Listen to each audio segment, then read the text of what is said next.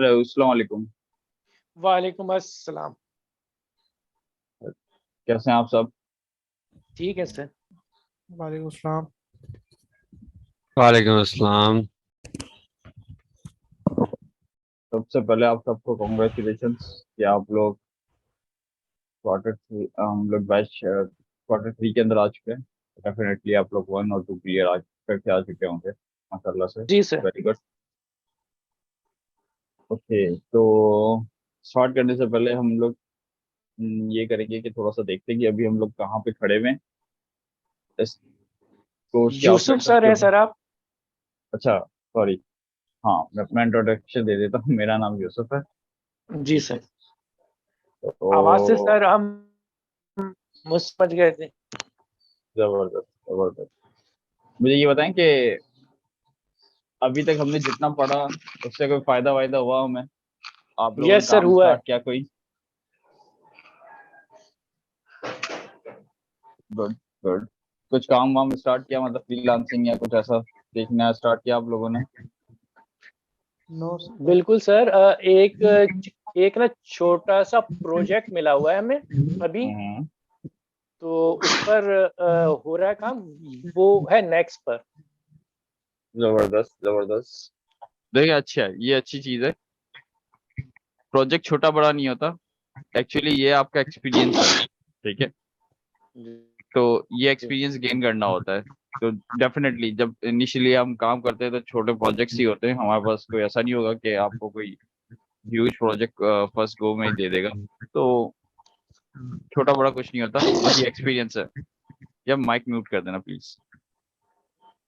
तो हमारे पास है ना, ये सारी चीजें एक्सपीरियंस गेन करने के लिए होता है। तो अच्छी चीज है ये प्रोजेक्ट्स करना। एंड आई वुड से कि अगर प्रोजेक्ट नहीं भी कर रहे तो आपको एटलीस्ट कोई पर्सनल प्रोजेक्ट या कुछ भी जो आपको लगता हो कि यार ये प्रॉब्लम सॉल्विंग काम करना है मुझे, या वॉट एवर, आपको लगता है कि यार अगर मैं इसी को कर दूं, इस एप्लीकेशन को मैं थोड़ा और बेहतर बना सकता हूँ इसमें ये फीचर्स डाल के, तो आई वुड से कि आप उसको भी इनिशिएट लें और काम करना हल्का हल्का स्टार्ट करें। इससे फायदा ये है कि आपकी लर्निंग होगी, क्योंकि जो सीखा हुआ होता है इज अ डिफरेंट थिंग, और जब हम काम करते हैं तो एक डिफरेंट चीज आपके सामने होके आती है। क्योंकि जब हम काम कर रहे होते हैं ना, तो उस वक्त आपके साथ आपके सामने चैलेंजेस अलग अलग किस्म के होते हैं। हर एप्लीकेशन के एक अपने चैलेंजेस होते हैं।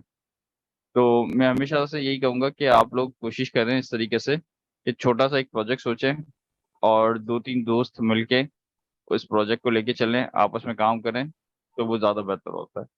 इससे लर्निंग भी अच्छी हो जाती है। इससे ब्रेन स्ट्रॉमिंग भी हो जाती है आप लोगों की कि हाँ यार ये प्रॉब्लम आई है, तो अब इसको सॉल्व करने के क्या क्या रास्ते हैं, आप सर्च करना स्टार्ट करते हैं। और इस तरीके से बहुत सारी चीज़ें लर्निंग के लिए आसानी होती है। और पता चलता है कि अच्छा अब ये वाले प्रॉब्लम्स थे तो हमने ये काम किया था, तो वो एक्सपीरियंस आपका गेन होता रहता है। जितना एक्सपीरियंस गेन होगा उतना आप लोगों के लिए फायदा है। ठीक हो गया? अच्छा, तो इस क्वार्टर के अंदर हमें क्या क्या करना है सबको पता है? आउटलाइन सबके पास मौजूद है?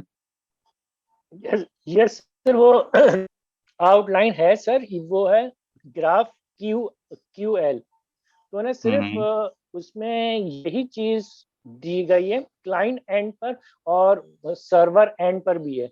सिर्फ यही है, ग्राफ क्यू एल। दो है और सर इसके ना पार्ट, और दो ही है क्विज।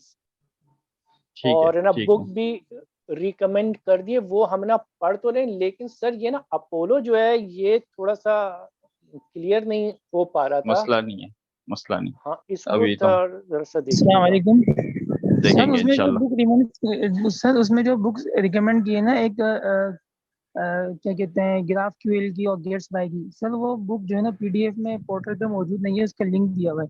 तो सर अगर हम्म। आपके पास मौजूद हो पीडीएफ तो आप अगर ग्रुप में सेंड कर देंगे तो सर हमारे लिए बड़ी आसानी हो जाएगी, वरना सर वो $14 की सर बड़ी मुश्किल है, एक नहीं किस्म नहीं, की मिल है कि जाएगी। मिल जाएगी आप तो लोगों अगर को वो ना, आप सेंड लोगों कर के देंगे साथ अलग व्हाट्सएप से ग्रुप शेयर में कर या देंगे। चैट में सेंड कर दें, बड़ी मेहरबानी होगी। इंशाल्लाह इंशाल्लाह जरूर। अच्छा, बहुत हमारे शुक्रिया। साथ जो क्लास के अंदर हमें असिस्ट करेंगे वो होंगे Yajib. Yajib, hello. Yadev. Hello. Hello, Yadev. आवाज आ रही है? जी जी जी जी।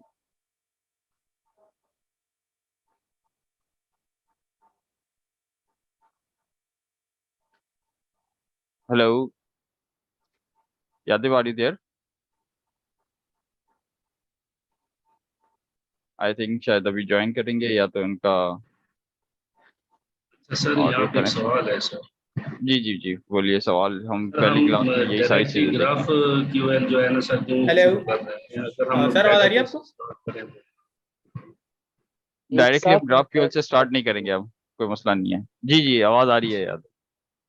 आ रही है आपको मेरी चैनल? ठीक है, आप कल बात कर लें। ठीक है, अब थोड़ा सा आप अपना इंट्रोडक्शन दे दें ताकि सबको पता चल जाए हाँ, आपके बारे में भी, अस्सलाम ताकि हम वालेकुम। लोग। मेरा नाम अस्सलाम वालेकुम, मेरा नाम मोहम्मद आजिब है और मैं एज ए ब्लॉकचेन डेवलपर काम कर रहा था टेकीगेटर्स के साथ। Now I am doing remote job. और बेसिकली आप मैं इस वक्त आप लोगों के साथ जो है सर यूसुफ का असिस्टेंट होके आप लोगों के साथ आपकी लर्निंग के अंदर आपका साथ दूंगा मैं। तो इंशाल्लाह बड़ा मजा आएगा साथ चलने में। Thank you. सर रिकॉर्डिंग भी स्टार्ट कर दो सर। इंशाल्लाह। जी जी बिल्कुल करते हैं, वो भी करते हैं जब हम क्लास स्टार्ट करते हैं तो करते हैं। अच्छा, तो इनिशियली जो है ग्राफक्यूएल, डायरेक्ट ग्राफक्यूएल स्टार्ट नहीं होगा डेफिनेटली। उसके पहले हमें यूज करना पड़ेगा कोई ना कोई लाइब्रेरी फ्रंट एंड की, ठीक है। उसके बाद फिर हम काम करेंगे। और अभी इस क्वार्टर के अंदर हम कंप्लीटली कहाँ पे रहेंगे? फ्रंट एंड साइड पे। उसके बाद हम कहाँ पे जाएंगे नेक्स्ट बैक क्वार्टर एंड में? साइड। बैक एंड साइड पर, ठीक है। तो ग्राफक्यूएल जो है वो भी इसी तरीके से फ्रंट एंड साइड पे भी हम यूज करते हैं and then back end back side and पे साइड। भी यूज करते हैं। इस क्वार्टर में हम लोग देखेंगे कि फ्रंट एंड साइड पे किस तरह यूज करेंगे। नेक्स्ट क्वार्टर में हम ग्राफक्यूएल को देखेंगे कि बैक एंड साइड पे किस तरीके से यूज करेंगे। सर ये बैक एंड जो आप ना पढ़ाएंगे वो क्वार्टर 4 में सर होगा? जी बैक जी एंड जी, पे? बिल्कुल ठीक है सर। बिल्कुल, back and okay quarter sir. 4। लेकिन ठीक उससे है पहले सर। भी हम क्लास के अंदर थोड़ा सा देख लेंगे, एक क्लास के अंदर थोड़ा सा कि बैकएंड से हम लोग किस तरीके से काम करते हैं। ऑलरेडी सारी चीजें हैं तो हम देखेंगे वो डेफिनेटली, ताकि आपको पता चले कि ये डेटा आ कैसे रहा है, हम काम क्यूरी कैसे बनाई है, किस तरीके से हुआ, ये सारा काम हम देखेंगे इंशाल्लाह। तो सर क्वार्टर 4 में AWS नहीं पढ़ाना? AWS भी है, बिल्कुल AWS भी है। अच्छा अच्छा, सही। अच्छा, तो अभी यहाँ पे हमें समझने की जरूरत है कि इस क्वार्टर से पहले आप लोगों को क्या चीजें ज्यादा क्लियर होनी चाहिए जिसकी मदद से हम आगे बढ़ सकते हैं। ठीक है सर। जावास्क्रिप्ट आप सबको क्लियर है? जी सर। ठीक है, गुड, जी ओके। सर। एडवांस जावास्क्रिप्ट हमने थोड़ी सी पढ़ी थी, सिग्मा स्क्रिप्ट यस सर। वो थोड़ी बहुत। हाँ, एडवांस जावास्क्रिप्ट के कॉन्सेप्ट क्लियर है आप लोगों को? Yes yes sir. सर। हमने देखा था यस कि सर, 5 और है ना जावास्क्रिप्ट 6। के कॉन्सेप्ट्स थे। 5 यस और है ना यस, 6 के हैं sir clear. Good good good. अच्छा, अब हमें पढ़ना है सबसे पहले नेक्स्ट जेएस, ठीक है। नेक्स्ट जेएस के बाद फिर हम ग्राफक्यूएल की तरफ जाएंगे और गेट्सबी भी उसी के अंदर हम कवर करेंगे। वो हम देखेंगे कि किस तरीके से हम देखते हैं कि क्या है क्या नहीं, वो एक पूरी जर्नी है, वो अभी हम स्टार्ट करेंगे तो देखते हैं। लेकिन उससे पहले आपको ये चीज़ क्लियर होनी चाहिए कि हमारे पास जब हम बात करते हैं वेब एप्लीकेशंस की, तो वेब एप्लीकेशन में हमारे पास दो पार्ट होते हैं, एक होता है फ्रंट एंड और एक होता है बैक। Back and. तो ये बैक एंड। चीज़ें क्लियर होनी चाहिए, ठीक है। थोड़ा सा एक कॉन्सेप्ट है वो मैं शेयर करूंगा आपसे और आपको होपफुली क्लियर ही होगा। लेकिन मैं चाहता हूँ कि जिसको ना हो क्लास के अंदर, तो वो भी हम सारे एक सेम पेज पे आ जाए, ताकि फिर हम उसको उसी तरीके से आगे लेके चल सके ना, सारे एक साथ ही चलेंगे तो फ्रंट एंड का क्या मतलब होता है, कोई बताएगा? जल्दी जल्दी हम थोड़ा सा डिस्कस करते हुए आगे चलेंगे। जो चीजें हमें यूजर साइड पे नजर आती है, यूआई नजर आती है, वो उसे हम फ्रंट एंड कहते तो क्लाइंट साइड के ऊपर जो कुछ नजर आता है हमारे पास एप्लीकेशन यूआई यूएक्स, वो हमारे पास फ्रंट एंड से होता है। ठीक है ठीक है, जो हम तो क्या एप्लीकेशन बनाते हैं, हाँ हाँ, तो क्या सारे सिर्फ फंक्शन जो कि क्लाइंट साइड पे रन हो रहे होते हैं, वो भी जैसे कि आपने कोई इवेंट क्लाइंट साइड पे बनाया है। सही है, सही। यूजर जिस साइड से जो है ना हमारी वेबसाइट से एप्लीकेशन से इंटरेक्ट करता है, वो यूजर इंटरफेस या यूजर साइड होती है, क्लाइंट साइड। और ठीक है, दूसरी साइड मेरा बैक एंड होती है। सही है, काफी लोगों को काफी चीजें पता है। अच्छा, ये बताएं कि सिर्फ वेब एप्लीकेशन के अंदर ही फ्रंट एंड होता है या मोबाइल एप्लीकेशन के अंदर भी फ्रंट एंड और बैक एंड का कॉन्सेप्ट होता है? सर है बाकी सर, चीजों में भी उसमें होता भी है? है। सर मोबाइल में भी बाकियों होता में है। भी है। मोबाइल के अंदर भी होता है, क्योंकि मोबाइल की जो सारी एप्लीकेशन है वो आपकी फ्रंट एंड एप्लीकेशन है और वो यस सर। कम्युनिकेट कर रही होती है बैक एंड के साथ। Mike mute. अच्छा, तो फ्रंट एंड आपकी जो भी मोबाइल एप्लीकेशन है वो आपकी फ्रंट एंड एप्लीकेशन समझ लें थोड़ी देर के लिए, क्योंकि वो यूज़र आपके यूज़र फ्रेंडली होती है, आप लोग इससे कम्युनिकेट कर रहे होते हैं, और वो एप्लीकेशन आपकी बैकएंड से बात कर रही होती है। अब बैकएंड जो बात कर रहा होता है वो अपना डेटाबेस के साथ बात कर रहा होता है। ये एक साइकिल बना हुआ है। फ्रंट एंड कॉल करता है बैकएंड को, बैकएंड जाता है डेटाबेस के पास, डेटा लेके आता है। ज़रूरी नहीं है डेटाबेस के पास जाए, लेकिन साइकिल अमूमन यही होता है। क्योंकि जैसे अगर हम थोड़ी देर के लिए लॉगिन फंक्शनैलिटी की बात करते हैं तो होता यही है, फ्रंट एंड से आप लॉगिन करते हैं, उसकी रिक्वेस्ट जब आप लॉगिन का बटन दबाते हैं, सारा काम आपका फ्रंट एंड पे हुआ। जो भी आपने काम किया वो भी हम देखेंगे किस तरीके से क्या होता है। उसके बाद जब हम लॉगिन का बटन दबाते हैं तो वो किस पे जाता है, एक रिक्वेस्ट जनरेट करता है बैकएंड पे। जब वो बैकएंड पे रिक्वेस्ट जनरेट होती है तो आपने कहा कि यार ये मेरा आईडी है और ये मेरा पासवर्ड है और इससे लॉगिन करो, तो वो गया बैकएंड पे जाके वो चेक करता है कि क्या ये यूज़र आईडी और पासवर्ड मैच कर रहा है या वैलिड है, पासवर्ड सही है, ईमेल आईडी सही है। तो ये बैकएंड का काम है। अब बैकएंड के पास डेटा स्टोर कहाँ होता है एक्चुअली? अब ये सारे आईडी पासवर्ड जो आपकी दराज के ऊपर प्रोडक्ट्स हैं, उसकी डेटाबेस में होता डिटेल्स है हैं, सर ये। उसकी इमेजेस, यस, उसकी सारी डिटेल आपकी जो एक्चुअली होती है ना, डाटाबेस या स्टोरेज ड्राइव किसी भी कहीं पे भी हो सकती है। तो हमारे केस में अभी हम डेटाबेस ही रखते हैं, ठीक है, सिंपल सी बात। तो हम कहते हैं कि सारी चीज़ें अब लेने चले गया वो डेटाबेस में। अब वो बैकएंड की रिक्वेस्ट गई है डेटाबेस में। अब बैकएंड ने वही वाली जो आपने यूज़र आईडी और पासवर्ड दिया था वो गया डेटाबेस में, और उसने वहाँ पे जाके मैच किया कि क्या ये रिकॉर्ड मौजूद है या नहीं। तो अगर वो वहाँ पे सारी चीज़ें रिकॉर्ड मौजूद होती है, एक मिनट दीजिएगा। Assalamualaikum. Recording in progress. वालेकुम अस्सलाम। बस सही रिमाइंड करवाना था कि रिकॉर्ड ऑन कर। क्या बात? अच्छा, तो हम थे बैकएंड के ऊपर। हाँ, आपकी रिक्वेस्ट फ्रंट एंड से बैकएंड पे गई। बैकएंड के ऊपर चीज़ें नहीं स्टोर नहीं होती ना, कोई स्टोरेज मौजूद नहीं है, तो उसकी रिक्वेस्ट जाती है डेटाबेस पे। डेटाबेस में जाके हम क्यूरी लगा के चेक करते हैं कि क्या ये वाकई में यूज़र मौजूद है। अगर डेटाबेस में मौजूद होता है तो डेटाबेस से रिस्पॉन्स आता है, फिर हमें पता चलता है कि हाँ यार ये यूज़र मौजूद है। तो डेटाबेस का रिस्पॉन्स आता है बैकएंड पे। बैकएंड फिर वापस रिस्पॉन्ड बैक करता है किसको? फ्रंट एंड को।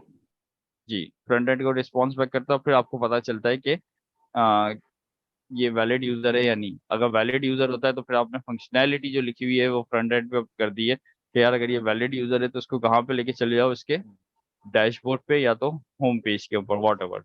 हर एप्लीकेशन का एक अपना पैटर्न होता है, तो डेफिनेटली वैसे ही होगा। जो आपकी एप्लीकेशन होगी वो आप करेंगे कि लॉगिन होने के बाद आपको क्या करवाना है। तो खैर आपको पता चल गया, लॉगिन हो गया, सक्सेसफुल है, तो इसको होम पेज पे ले गए या डैशबोर्ड पे ले गए एंड वो अपना काम कर रहा है उस लॉगिन यूज़र के थ्रू। अब अगर लॉगिन नहीं होता तो हम क्या करते हैं यूजुअली? उसी पेज पे रहते हुए हम कहते हैं कि invalid email ID and password, try again. ऐसे ही है ना? जी तो ये Yes, साइकिल sir, सबको correct. क्लियर है? मतलब ये बेसिक है, लेकिन ये पता होना चाहिए, क्योंकि अब जब हम काम करेंगे तो अपोलो के अंदर भी यही होगा। फ्रंट एंड से हम एक क्यूरी जनरेट करेंगे, अब हम रिक्वेस्ट करेंगे बैकएंड को। बैकएंड क्या करेगा? डेटाबेस से बात करते हुए वो सारी चीज़ें आपको लाके फिर फ्रंट एंड में वापस दे देगा। तो साइकिल यही चल रहा होगा। अब वो ठीक है अलग सर। अलग लाइब्रेरीज यूज करेंगे, अलग अलग काम होंगे, अलग अलग तरीके हो सकते हैं, लेकिन कम्युनिकेशन का पैटर्न यही होगा। फ्रंट एंड बात करेगा आपके बैकएंड से, बैकएंड बात करेगा डेटाबेस से, एंड सो ऑन। क्या क्या अब सवाल है, क्या फ्रंट एंड डायरेक्ट डेटाबेस से बात कर सकता है विदाउट सर्वर? अगर आप कहते हो कि यार मुझे सर्वर नहीं चाहिए, मैं सर्वर नहीं रखता, मैं डायरेक्ट फ्रंट एंड से डेटाबेस पे रिक्वेस्ट कर लूँ, पॉसिबल है? हो तो सकता है। सर हो कुछ तो सकता है। कुछ ना केसेस में तो है सर ये चीज। देखिए बहुत सारी डेटाबेस है जो क्लाइंट साइड डेटाबेस भी कहलाती है। क्लाइंट साइड डेटाबेस से मतलब जैसे कि वो आप क्लाइंट साइड से डेटाबेस को एक्सेस कर सकते हो, वरना ज़्यादातर डेटाबेसेस क्लाइंट साइड से एक्सेस नहीं कर सकते। एक है हमारे पास फायरबेस डेटाबेस, किसी ने नाम सुना है फायरबेस का? Yes, sir. Yes sir. देखिए अगर नहीं सुना तो आप नोट कर लें, फायरबेस, फायर FIRE, फायरबेस। मैं अपनी स्क्रीन शेयर करूँ एक मिनट रुकिएगा। यस सर कर रहे हैं।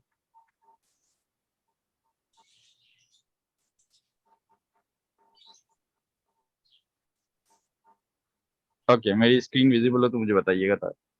Yes sir visible. Yes sir आ रही है। ओके, तो ये हमारे पास एक Firebase। Database Sorry to Firebase. जी जी। सर अभी वो सर पूछना started था लिखा व्हाट्सएप रहा का है। बैकएंड है सॉरी, सर व्हाट्सएप का बैकएंड है ये तो जैसे मोबाइल में ऐप वर्क करती है तो डेटाबेस से डायरेक्ट वो मोबाइल मैं वो देखें हर एप्लीकेशन में का स्टोर ना एक, होता है। मैं बता रहा हूँ इसमें भी बैकएंड तो यूज हो ही रहा होगा। ये अलग बात है कि वो लोग कह रहे हैं कि उनके पास वो डेटा स्टोर नहीं करते। अब डेटा स्टोर नहीं करते तो फिर आपका जो मैसेज है वो कहीं ना कहीं तो मौजूद होता है ना थोड़ी देर के लिए भी। लेट्स से अगर मैं आपको मैसेज भेजता हूँ तो अगर आप मौजूद नहीं हो तो वो आप कहीं ना कहीं तो स्टोर करके रखता है, जब जाके आपको मिलता है ना, आपके मोबाइल में तो नहीं आया होता ना डायरेक्टली। तो स्टोरेज के और बहुत सारे तरीके हो सकते हैं। स्टोरेज का एक तरीका ये होता है कि आप अपने उसी सर्वर पे जेसन की फाइल बना लें या कोई और किस्म की फाइल बना लें जिसके अंदर आपका डेटा मौजूद हो। तो ये पॉसिबिलिटीज तो बहुत सारी हैं, काम करने के तरीके डिफरेंट हो सकते हैं, ठीक है, लेकिन साइकिल यही चलता है कुछ हद तक। जो रियल टाइम, अब ये जो डेटाबेस है ना, ये रियल टाइम डेटाबेस है। रियल टाइम डेटाबेस का किसी को मतलब पता है क्या होता है रियल टाइम डेटाबेस? अभी हम फायरबेस की बात कर रहे हैं। ये वाली डेटाबेस जो है इससे आप डायरेक्टली क्लाइंट से इसको कनेक्ट करवा सकते हैं, लेकिन हर डेटाबेस को आप क्लाइंट से कनेक्ट नहीं करवा सकते। उसके लिए आपको क्या चाहिए? सर बैकएंड चाहिए, ठीक है। बैकएंड। बैकएंड। अच्छा, अब हम फायरबेस की बात करते हैं। तो ये जो फायरबेस है आपके पास, इसका जो काम है वो ये है कि ये रियल टाइम डेटाबेस भी है। ये देखिए, Firebase is a set of backend cloud computing services, ठीक है। इसके अंदर और बहुत सारी सर्विसेज है, डेटाबेस भी है, ऑथेंटिकेशन भी आप इससे बहुत इजीली कर सकते हैं। अभी अगर मैं आपसे कहूँ कि मुझे ऑथेंटिकेशन करनी है तो अब ऑथेंटिकेशन के अंदर भी टाइप्स है ना। एक होती है कस्टम आईडी पासवर्ड, एक होती है सोशल मीडिया वाली। अब हर एक की अलग अलग होगी। हर एक की अलग अलग से मतलब गूगल की आप करने जाओगे तो उसकी ऑथेंटिकेशन का तरीका डिफरेंट है। उसके लिए आपको कुछ सेपरेट सीक्रेट की या कुछ ऐसी चीज़ें चाहिए होती हैं। अगर आप फेसबुक से करना चाहो, लिंक्डइन से करना चाहो, इंस्टाग्राम से करना चाहो, तो ये आपके सोशल मीडियाज हैं। तो एक तरीका तो ये है कि अगर मुझे लेट्स से अगर मैं बात करता हूँ आपसे कि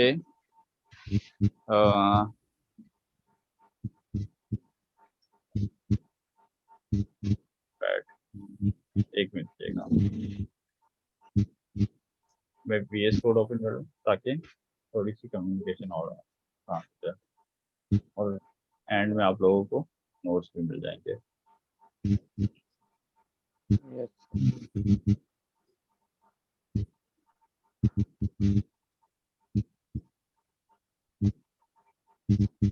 ओके,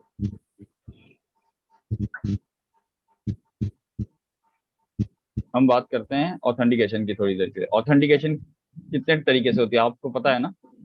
यस सर दो है। क्या क्या है? कस्टम है या तो सोशल मीडिया से और सर कस्टम होती है। Social media. अब सोशल मीडिया की बात करें तो अब मल्टी फैक्टर और सिंगल साइन ऑन फिर किसमें आएंगे? हाँ, वो भी एक है, सिंगल साइन ऑन भी है। सिंगल साइन, अच्छा सो ठीक है। और मल्टी फैक्टर भी, मल्टी फैक्टर तो एक आपके पास चेक होता है, वो अगर आप अलाउ कर दो तो ये कस्टम में भी यूज कर सकते हो, सब भी यूज कर सकते हो, उसका मसला नहीं है। अब OTP भी होते हैं। हाँ हाँ वही, वन टाइम पासवर्ड आएगा सबके पास जब आप लॉग इन करोगे, तो ये फीचर्स हैं, ठीक है। अब सोशल मीडिया की बात करें थोड़ी देर के लिए, हम बात करें फेसबुक, थोड़ी देर के लिए हम बात करें गूगल और इंस्टा और लिंक्डइन, थोड़ी देर के लिए कहते हैं, ठीक है। अच्छा, अब मुझे ये बताएं कि क्या इसको मुझे फेसबुक की एप्लीकेशन से कोई चीज़ लानी, फेसबुक की अगर लॉगिन वाली यूज़ करनी हो तो क्या फेसबुक की कोई ना कोई ऐसी चीज़ होगी जिसको मुझे यूज़ करनी होगी, ऐसा ही है? API सर, मतलब फेसबुक। हाँ, या APIs होगी, या तो ये मुझे क्या प्रोवाइड करेगा, सॉफ्टवेयर डेवलपमेंट, अरे ऐसा हो गया है। सिंगल साइन ऑन, ठीक है।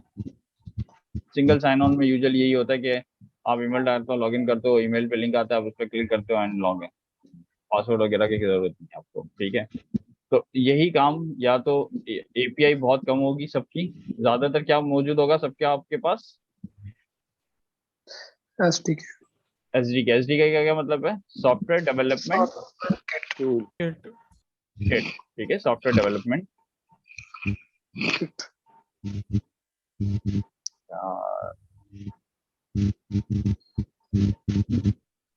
अब अगर आप, मैं थोड़ी देर के लिए कहूँ कि आपको सोशल मीडिया से भी लॉगिन करवाना है, ऑथेंटिकेशन करवानी, तो अब ये प्रॉब्लम है नहीं है? प्रॉब्लम तो खैर नहीं है, कर तो हम सब कुछ ही सकते हैं, लेकिन ये एक एक को हैंडल करना मुश्किल है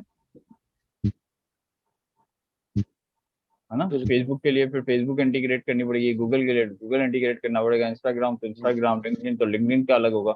तो हर एक के लिए अलग अलग काम करना पड़ेगा।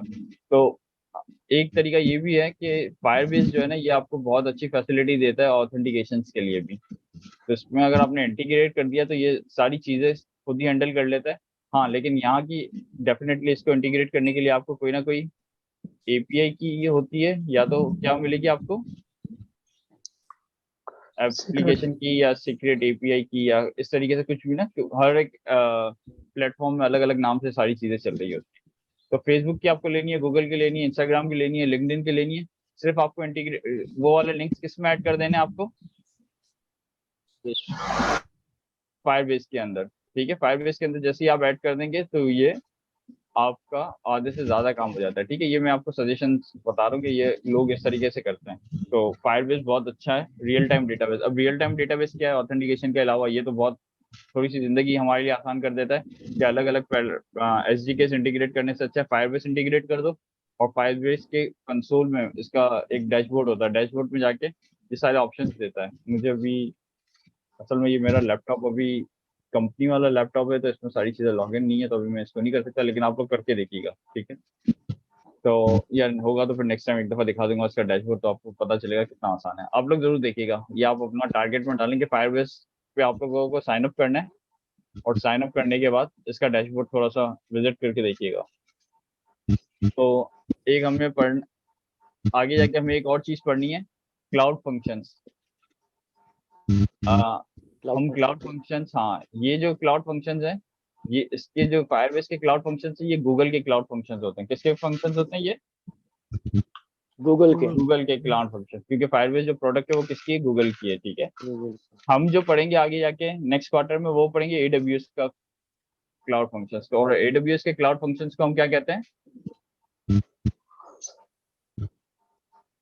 लैम्डा, ठीक है, लैम्डा फंक्शंस। अब इंशाल्लाह हम पढ़ेंगे, ये पता होनी चाहिए, थोड़ी सी टर्मिनोलॉजीज हैं जो आपको पता होनी चाहिए सारी चीजें। वेल, अच्छा, अब रियल टाइम डेटाबेस क्या होता है? कोई जल्दी से बता दे, रियल टाइम डेटाबेस क्या होता है? डेटाबेस तो हमने देखा कि डेटा वहां पे सेव होता है। अब ये रियल टाइम डेटाबेस से क्या मतलब है? तो डायरेक्ट फ्रंट एंड से कनेक्ट हो जाए? नहीं नहीं नहीं नहीं नहीं नहीं, ये गलत कॉन्सेप्ट है कि डायरेक्ट फ्रंट एंड से कनेक्ट होना is not a real time database. अच्छा, अब मैं बताता हूँ जो चैटिंग वगैरह होती है उसके लिए रियल टाइम पे रिस्पॉन्स आ रहा होता है वो। मैं उसी पे आ रहा हूँ। अच्छा, अब देखें कि दराज की एप्लीकेशन लेते हैं, ठीक है। समझने की जरूरत, जरा गौर से सुनिएगा, मैं रियल टाइम डेटाबेस के हवाले से बता रहा हूँ, ठीक है। एक दराज की एप्लीकेशन है, आपने ओपन की हुई है दराज के एक प्रोडक्ट को, ठीक है। प्रोडक्ट डिस्क्रिप्शन आपके सामने खड़ी हुई है, आपने प्रोडक्ट का पेज ओपन किया हुआ है दराज की। तो क्या आपको दराज की उस प्रोडक्ट की डिस्क्रिप्शन नजर आ रही होती है? है ना? जी हाँ, बिल्कुल बिल्कुल सर, हो रही है। अच्छा, अब मुझे ये बताओ, किसी ने बैक एंड से, यानी प्रोडक्ट अपडेट भी तो होती है ना। लेट्स से इसकी मेरे पास प्राइस थी $10, अब किसी ने अब इसकी प्राइस कर दी $11, ठीक है। थोड़ी देर के लिए हम ये सोचते हैं, पहले थी $10 और अपडेट होने के बाद अब ये हो गई है $11। थोड़ी देर के लिए ये सोचिएगा, आपके पास $11 कब शो होगा? उसी वक्त पेज नहीं, उसी वक्त ही पेज रिफ्रेश करो। पेज रिफ्रेश के बाद आपके पास शो होगा, ठीक है।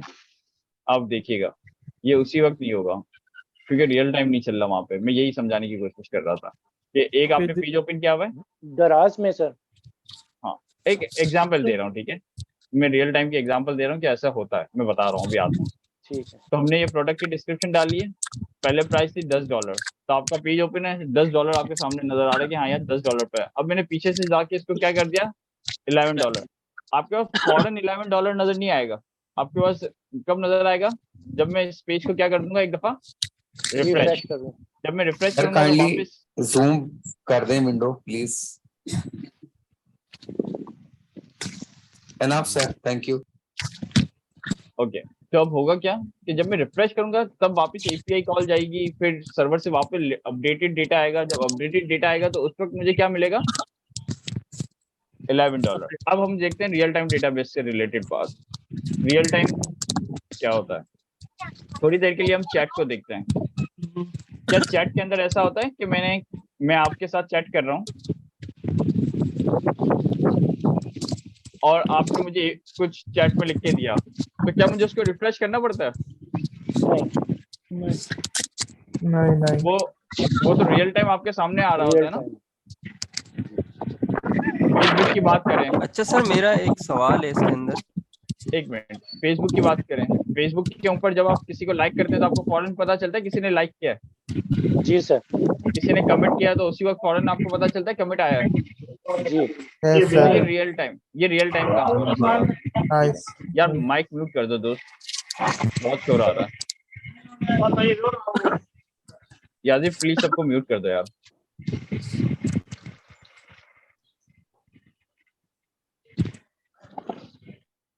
अच्छा जी, तो ये रियल टाइम है, ठीक है। जो हम जो काम करेंगे, एप्लीकेशन जो बनाएंगे, वो अभी हमारी रियल टाइम नहीं होगी। हम अभी सिंपल सा काम करेंगे, लॉगिन किया, लॉगिन करने के बाद कहीं से डेटा आया, वो आपके पेज पे नजर आ गया।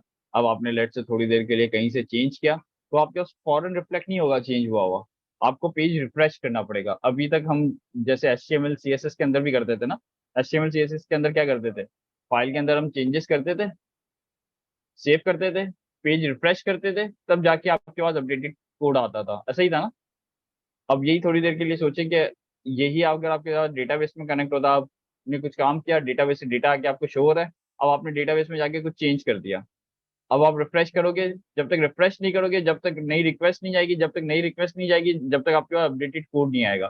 तो इसका मतलब ये है कि ये अपडेटेड डेटा मतलब रियल टाइम डेटा नहीं है। रियल टाइम का मतलब, डेटा का मतलब यही है रियल टाइम का, कि हर चीज रियल टाइम हो रही हो। जैसे फेसबुक पे हो रही है, लाइक कर रहे हो फॉरन लाइक आ रहा है, कमेंट कर रहे हो फॉरन कमेंट हो रहा है, वॉट एवर जो भी आप कर रहे हो, सारी चीजें शेयर कर रहे हो तो आपको फॉरन पता चल रहा है कि यार इस बंदे ने मेरी पोस्ट को शेयर किया है।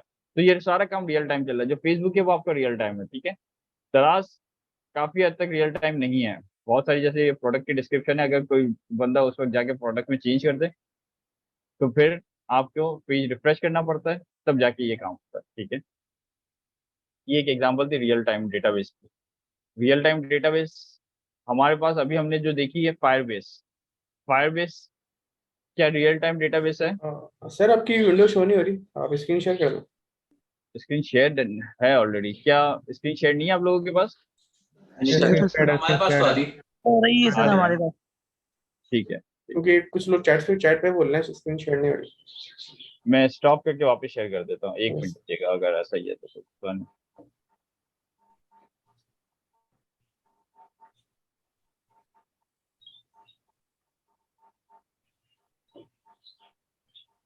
ये मैंने स्टॉप कर दी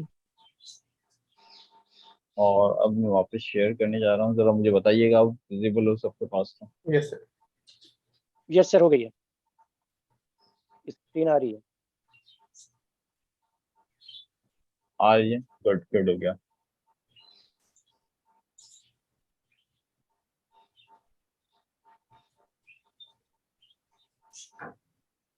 ओके, तो अब कुछ चीजें समझ में आई आपको। डेटाबेस डायरेक्टली बैकएंड से कनेक्ट, सॉरी फ्रंट एंड से कनेक्ट नहीं होती, लेकिन हाँ कुछ ऐसी डेटाबेसेस हैं जैसे फायरबेस है या एक दो और डेटाबेसेस है जो फ्रंट एंड से आप उसको यूज कर सकते हो, क्योंकि इन्होंने software as a service provide किया हुआ है। क्या किया हुआ है?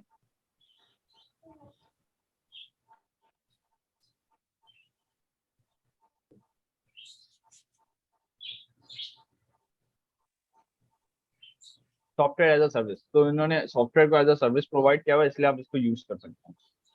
इसमें आपको बैकएंड की जरूरत नहीं पड़ती, ये आप डायरेक्टली फ्रंट एंड से कनेक्ट करें एंड आपकी एप्लीकेशन रेडी हो जाती है। इसको लोग ज्यादातर रियल टाइम के लिए ही यूज करते हैं।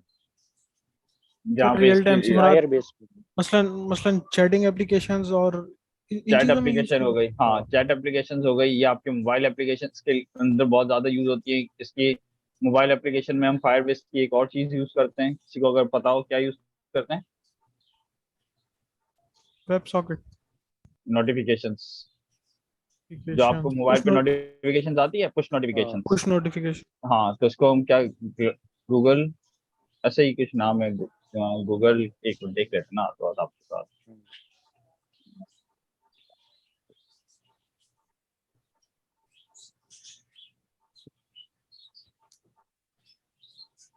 और फ्लटर, हाँ ये फायरबेस क्लाउड FCM, क्या कहते हैं, फायरबेस क्लाउड मैसेजिंग। तो ये फायरबेस ये भी प्रोवाइड करता है आपको, तो ये बहुत अच्छी चीज़ है। मतलब इसके अंदर बहुत सारी सर्विसेज हैं, जैसे रियल टाइम डेटाबेस एक अलग है, ऑथेंटिकेशन पूरी एक इसकी अलग है, FCM का मॉड्यूल इसके बाद अलग है। फिर अभी हमने देखा कि गूगल क्लाउड फंक्शन हमारे पास मौजूद है, ठीक है, गूगल क्लाउड फंक्शन हमारे पास मौजूद है। इस तरीके से ये सारी चीजें आपको कौन प्रोवाइड कर रहा है? फायरबेस। तो ये आपको मतलब बहुत सारी जगहों पे ना बहुत ज्यादा यूज किया जाता है, तो है बहुत इजी। तो आप लोग इसको यूज करना स्टार्ट करें, बहुत इजी है। ये आप नॉर्मल अपनी HTML CSS से भी, सॉरी HTML और जावास्क्रिप्ट के साथ आप इसको यूज कर सकते हैं। इसकी प्रैक्टिस करें, इसके चैट एप्लीकेशंस बनाएं, और आपको थोड़ा सा आइडिया होगा कि रियल टाइम इसमें किस तरीके से काम होता है। सर ये पेड किस्म, सही है, फ्री ये सर्विस है या फ्री है, free free free free free. ठीक है, तो कोशिश कीजिए इसके साथ थोड़ा खेलें, ये अच्छी चीज़ है। मतलब मार्केट में ज़्यादा यूज़ की जाती है, जैसे ये पुश नोटिफिकेशंस के लिए बहुत ज़्यादा यूज़ किया जाता है। इसके छोटे छोटे क्लाउड फंक्शंस बना सकते हो, उसमें आपको सर्वर बनाने की ज़रूरत नहीं है। आपने अपना फंक्शन बनाया, फंक्शन से मतलब आपने API का कोड बनाया और वो डिप्लॉय कर दिया, तो गूगल आपको उसका एंड पॉइंट प्रोवाइड कर देगा और आप उसको यूज़ करो, आपको सर्वर की भी ज़रूरत नहीं है। और इसके पता नहीं अच्छे खासे हिट्स फ्री हैं, मतलब आपने अगर कोई गूगल क्लाउड फंक्शंस बनाए हुए हैं तो वो भी अच्छे खासे ना फ्री हैं, इसके हिट्स फ्री। ये सर सर्वरलेस से हम कह सकते हैं? सर्वरलेस बिल्कुल वही है, सर्वरलेस फंक्शंस। सर ये रियल टाइम डेटाबेस ही है या इसको हम वैसे भी यूज कर सकते और वैसे भी यूज करें, तो मसला ही नहीं, लेकिन ये बड़ी डेटाबेसेस के लिए नहीं है, ठीक है। हैं? ऐसा अगर क्लाइंट के लिए कोई एक वेबसाइट ये बनाए देखें, तो उसका ये डेटा भी पढ़िए, यहाँ हाँ पे हाँ हाँ, होस्ट कर कर सकते हैं, बिल्कुल कर सकते हैं। MVP बनाना हो आपको, उसको डेमो बना के देना हो या सारी चीजें करनी हो, तो इसके लिए आप ये यूज कर सकते हैं, बिल्कुल कर सकते हैं। ये देखें क्या लिखा हुआ है मजेदार चीज, यानी 2 मिलियन मंथली हिट्स आप कर सकते हो जो आपने एंड पॉइंट बनाए हुए हैं। और क्या चाहिए आपको, जब हम इनिशियली MVP बनाते हैं या जल्दी से किसी को कोई प्रोडक्ट का आइडिया बना के देना होता है, तो उसके लिए अच्छा है, नहीं है ना आपको सर्वर सेटअप करना ना कुछ करना, डायरेक्ट आपने ये यूज किया एंड आपकी एप्लीकेशन रेडी। ना डेटाबेस आपको अलग से लेनी है, सब कुछ यही प्रोवाइड कर रहा है। मतलब API भी ये बना के दे रहा है, डेटाबेस भी यही दे रहा है, ठीक है। तो ये सारी चीजें आपके पास ऑलरेडी मौजूद है, तो कोशिश करें कि ये सारी चीज़ आपको पता होनी चाहिए। जब आप इंडस्ट्री में हैं, आपको काम करना है, तो ये फ्री की चीज़ें किस तरीके से यूज़ करनी है। AWS आपको फ्री मिलता है, उसके क्रेडिट आवर्स आपको फ्री मिल जाते हैं अच्छे खासे, तो आप इन सारी चीज़ों से फ़ायदा उठाएं, आई वुड से, ठीक है। तो ये ज़रूर देखिएगा आप, ये ज़रूर देखिएगा, बहुत इंटरेस्टिंग है। और मोबाइल एप्लीकेशंस के लिए भी, मोबाइल एप्लीकेशन के लिए क्या है, आपको सर्वर बनाने की ज़रूरत नहीं है, खुद अपना Node.js का सर्वर बनाया, फिर आपको उसकी डिप्लॉय की टेंशन के कहाँ डिप्लॉय करना है, फिर वो टेंशन के उसको स्केलिंग करनी है कि यार अभी एक रिक्वेस्ट आई है तो इतना 20 रिक्वेस्ट आएगी तो मैं क्या करूँगा। फ्री वाले वर्जन में ये सारे इशूज होते हैं। ये तो क्लाउड फंक्शन है, यहाँ पे आपने एक फंक्शन बनाया, डिप्लॉय कर दिया। अब ये देखें 2 मिलियन मंथली इन्वॉल्व कर सकते हो आप फंक्शंस को।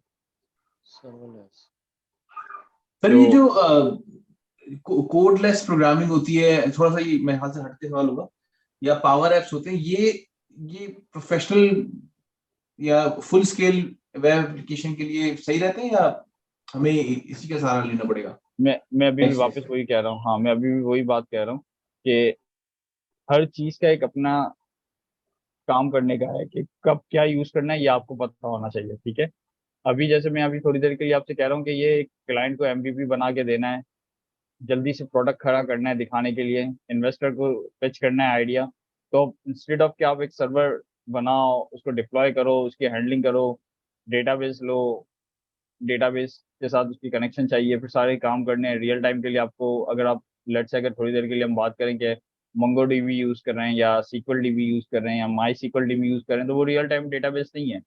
रियल टाइम डेटाबेस के लिए आपको और रियल टाइम के लिए कुछ लाइब्रेरीज इंटीग्रेट करनी पड़ेगी, सॉकेट्स यूज करने पड़ेंगे, या कोई और दूसरे तिग्रम के साथ आपको उसको काम करना पड़ेगा। तो इंस्टेड ऑफ इतने सारे इनिशियली आइडिया के ऊपर काम करने और इतना मेहनत पुट ऑन करने से ज़्यादा बेहतर नहीं है कि अगर आपको किसी को आइडिया पिच करना है या कुछ सिंपल सा बना के दिखाना है उसको क्लाइंट को कि हाँ यार ये वाली प्रोडक्ट है, ये इस तरीके से चलेगी, क्लाइंट को अगर बेचना है तो आपने ये बेच दिया, उसके बाद फिर आप उस पर टाइम ले लोगे, यार अच्छा इसको थोड़ा सा स्केलिंग के लिए मुझे आप टाइम दे दो, तो स्केलिंग में आप सही तरीके से प्रोडक्ट उसको बना के दे दो। तो ये आप अपना टाइम बचाओ और दूसरों का भी टाइम बचाओ, क्योंकि अगर आप होता हम डेवलपर्स के अंदर यही है कि हम अच्छी चीज बना के देना चाहते हैं हमेशा किसी को भी ना। अगर आप काम करोगे तो आप कहोगे कि यार नहीं यार इसको अच्छी चीज बना के देनी है, अच्छी चीज देनी है, लेकिन अच्छी चीज लेती है टाइम। अब आपको ये देखने के सामने वाले के पास टाइम है नहीं है, और आपको कोई एक आप किसी आइडिया पे काम कर रहे हो, थोड़ी देर के लिए ये सोचो, और आइडिया के ऊपर काम करने के लिए आप उसमें डॉकर भी डाल दो, कुबरनेटीज भी डाल दो, उसमें ये नोड.जेएस एक्सप्रेस भी डाल दो, उसके साथ कोई मोंगोडीबी का सर्वर डेटाबेस भी डाल दो, उसके साथ रियल टाइम डेटाबेस के लिए सॉकेट भी डाल दो, और उसके बाद फिर फ्रंट एंड का भी काम कर दो। अच्छा, तो अच्छा काम सब कुछ हो जाएगा, लेकिन क्या ये वर्थ इट है आपके लिए? एक आइडिया आपको पिच करना है, आपको पता भी नहीं है कि उसका फीडबैक कैसा आएगा।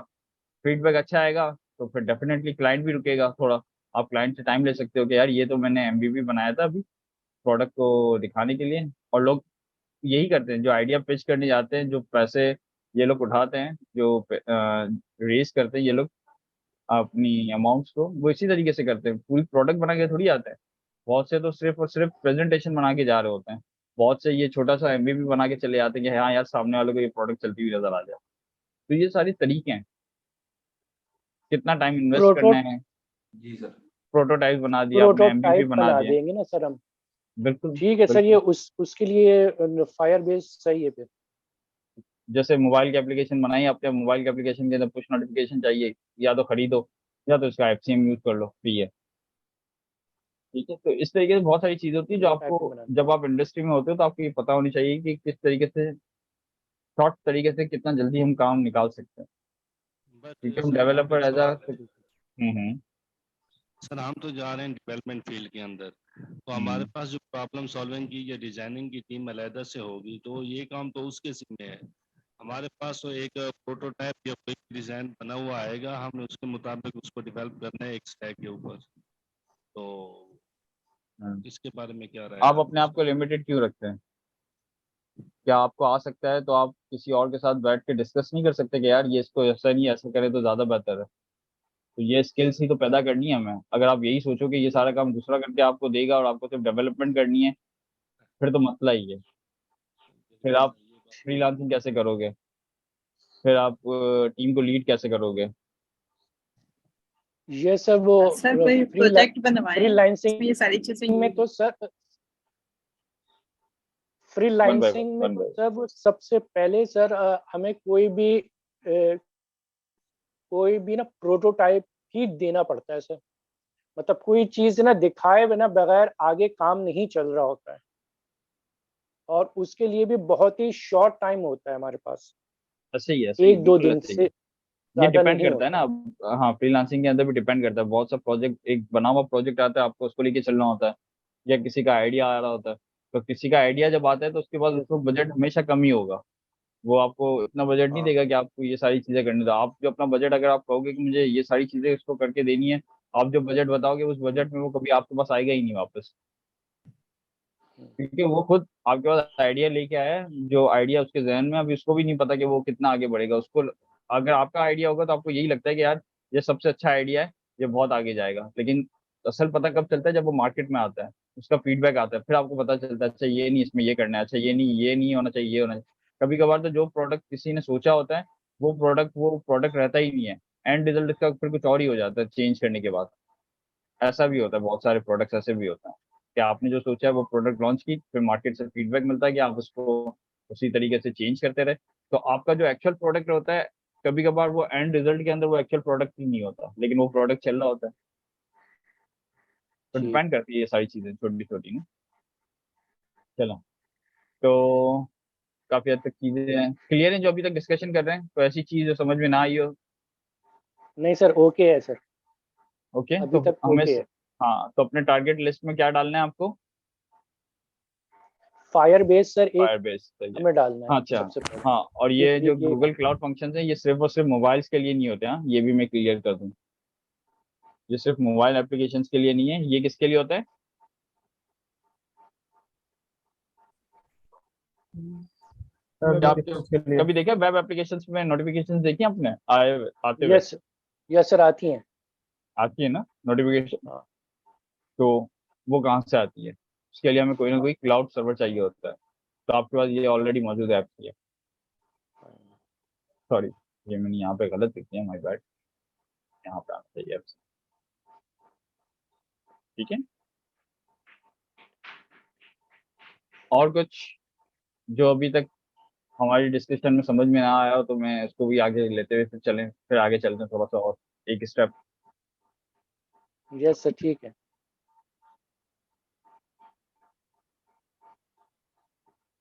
अच्छा, साइकिल समझ में आ गया, फ्रंट एंड हो गया, बैक एंड हो गया, डेटाबेस हो गया। हम डायरेक्टली बैक डेटाबेस को फ्रंट एंड से कनेक्ट नहीं कर सकते, बट जो क्लाउड एज अ सर्विस हमें प्रोवाइड कर रहा है डेटाबेस, हम उसको कर सकते हैं। जैसे फायरबेस हमें प्रोवाइड कर रहा है, तो हम डायरेक्ट जावा स्क्रिप्ट फ्रंट एंड से हम डायरेक्ट फायरबेस को कनेक्ट कर सकते हैं, तो इसकी रियल टाइम डेटाबेस को भी कनेक्ट कर सकते हैं, इसके ऑथेंटिकेशंस को भी यूज कर सकते हैं, इसकी नोटिफिकेशंस को भी यूज कर सकते हैं, के क्लाउड फंक्शंस को भी यूज कर सकते हैं। क्लाउड फंक्शंस में ये होता है कि यहाँ पे आप अपना एक फंक्शन डिप्लॉय करोगे। लेट से लॉगिन का फंक्शन डिप्लॉय किया, लॉगिन के फंक्शन में उसने यही चेक कर दिया लेट से थोड़ी देर के लिए आईडी और पासवर्ड मैच कर रहा है या नहीं, और ये जब आप डिप्लॉय करोगे, डिप्लॉय के एंड में ये क्या देगा, डिप्लॉय के बाद ये आपको एक दे देगा, एक and point. And deploy point यानी आपका, हाँ, डिप्लॉय के बाद जब आप फंक्शन को डिप्लॉय करोगे ना, क्यों? क्योंकि जब हम ये यूज करेंगे तो आपको एक फायरबेस की क्या यूज करनी पड़ेगी, इंस्टॉल करनी पड़ेगी अपने सिस्टम में,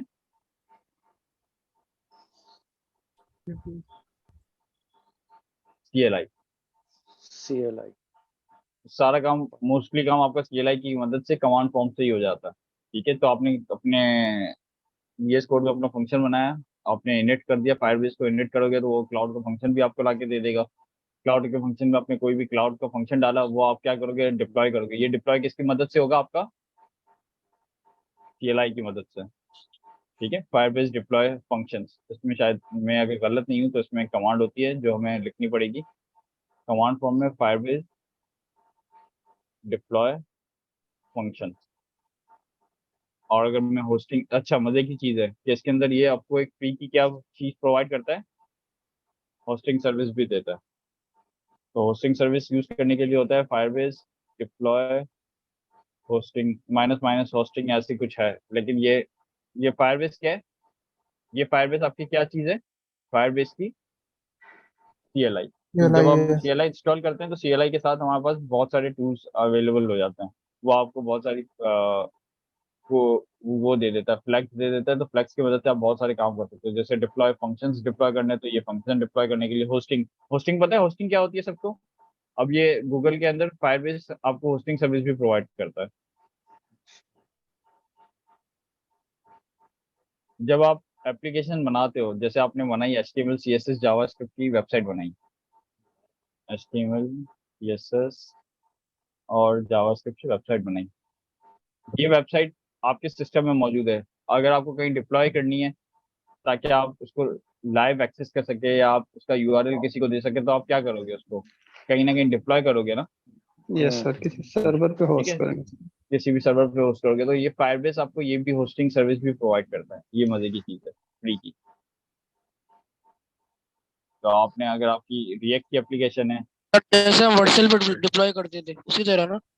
हाँ बिल्कुल बिल्कुल बिल्कुल बिल्कुल ऐसे ही, वर्सल ही की तरह ही है। वर्सल है, बिल्कुल ऐसे ही है। ठीक है, तो रिएक्ट एप्लीकेशन है, एंगुलर एप्लीकेशन है या व्यू एप्लीकेशन है, तो कोई भी आपकी जो फ्रंट एंड की एप्लीकेशन है वो फ्रंट एंड की एप्लीकेशन आप कहाँ पे डिप्लॉय कर सकते हैं, फायरबेस की होस्टिंग सर्विस पे। तो ये देखो कितनी सारी चीजें ये आपको सर्विसेज प्रोवाइड कर रहा है। रियल टाइम डेटाबेस अलग प्रोवाइड कर रहा है, ऑथेंटिकेशन आपको अलग प्रोवाइड कर रहा है, ऑथेंटिकेशन के अंदर भी ये सारी चीज़ों को सपोर्ट करता है, नोटिफिकेशन अलग प्रोवाइड कर रहा है, गूगल क्लाउड फंक्शन अलग प्रोवाइड कर रहा है आपको, होस्टिंग अलग प्रोवाइड कर रहा है। तो फायरबेस क्या थोड़ा देखने वाली चीज़ है या नहीं है?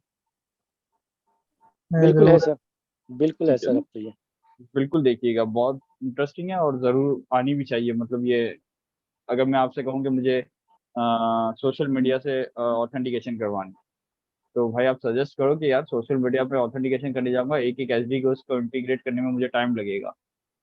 काम तो हो जाएगा लेकिन टाइम लगेगा, या तो मुझे कोई थर्ड पार्टी लाइब्रेरी यूज़ करनी पड़ेगी। फायरबेस भी हमें ये चीज़ प्रोवाइड कर रहा है, तो हम डायरेक्ट अगर इसको यूज़ करें तो हमारा आधे से ज़्यादा टाइम बच जाता है।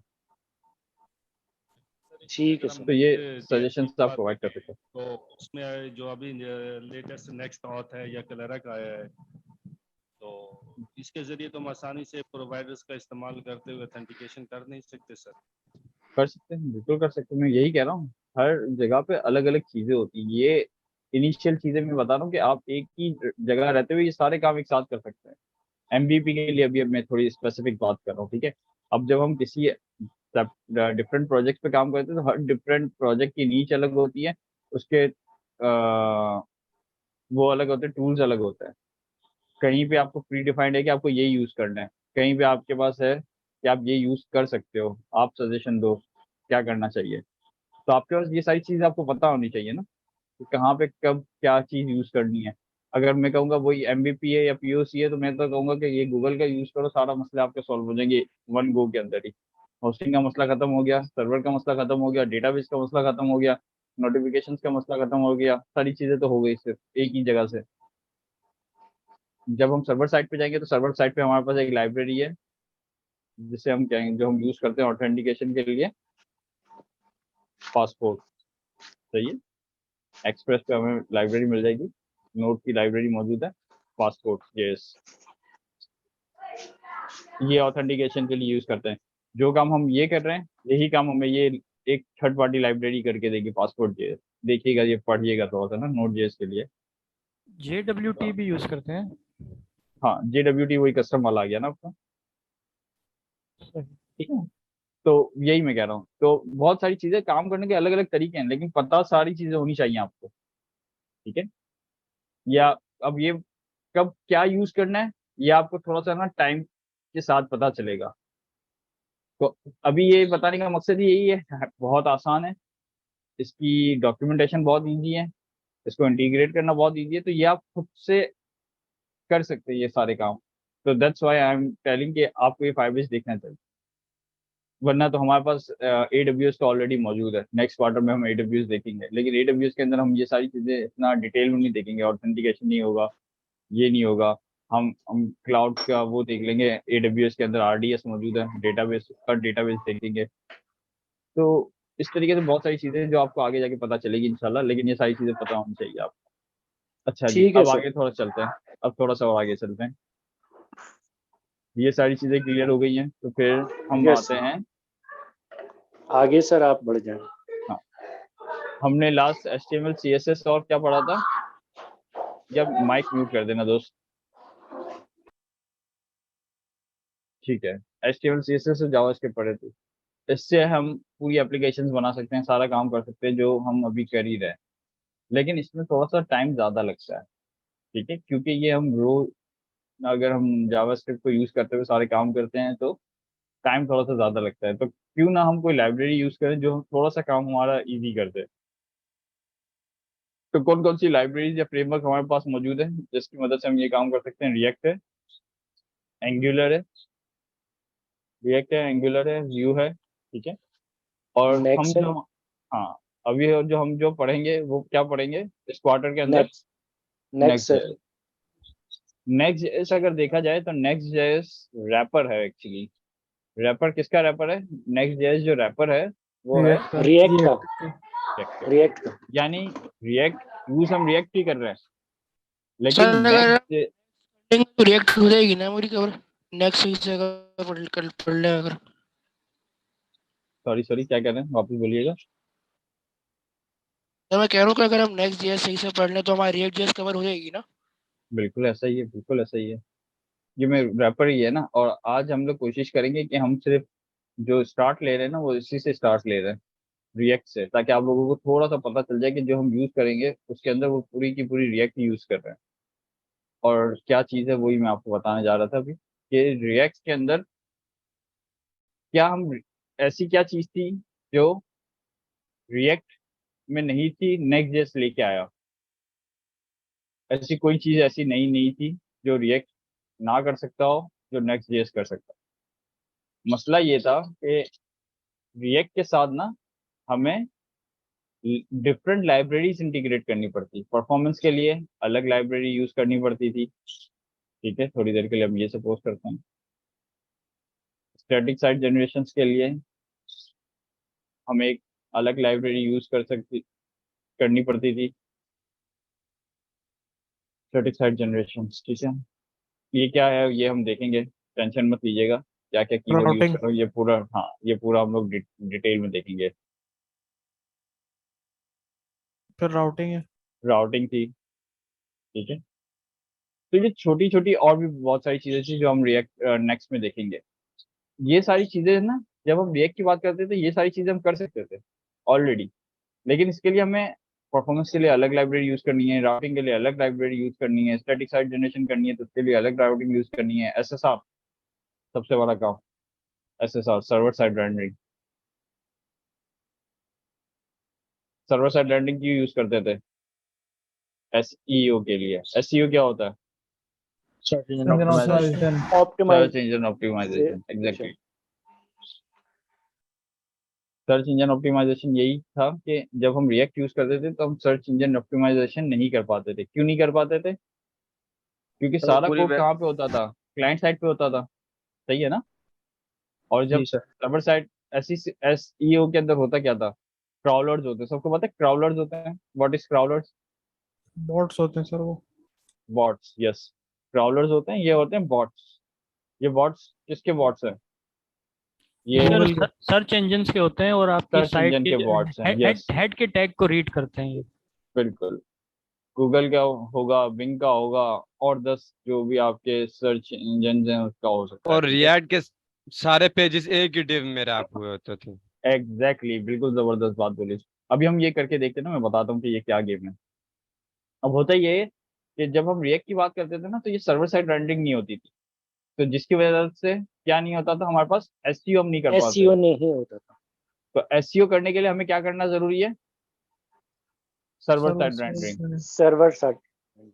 तो अब ये भी रिएक्ट के अंदर कर सकते हैं, मतलब हमारे लाइब्रेरीज मौजूद है, हम उसको यूज करते हुए सर्वर साइड रेंडरिंग कर सकते हैं, लेकिन क्या आपको अलग अलग वो करना पड़ता था? क्या करना पड़ता था? अलग अलग लाइब्रेरीज इंटीग्रेट करनी पड़ती थी। और यही सारी चीजें जो हम अलग अलग लाइब्रेरीज इंटीग्रेट करते थे, ये सारी चीजें हमें किसने रैप करके एक साथ ही दे दी? नेक्स्ट ने। नेक्स्ट ने कहा यार अच्छा मैं परफॉर्मेंस भी मैं दे देता हूँ, स्टैटिक साइट जनरेशन भी मैं दे देता हूँ, राइटिंग भी दे देता हूँ, एसईओ के लिए भी कोड में आपको करवा देता हूँ, तो आपको अलग से कुछ भी इंटीग्रेट करने की जरूरत नहीं है। आप सिर्फ और सिर्फ ये नेक्स्ट जेएस यूज करो एंड देन बस पूरी एप्लीकेशन आपकी रेडी हो जाएगी जो आपको चाहिए। मुझे सिर्फ 1 मिनट दीजिएगा, सिर्फ 1 मिनट दीजिएगा।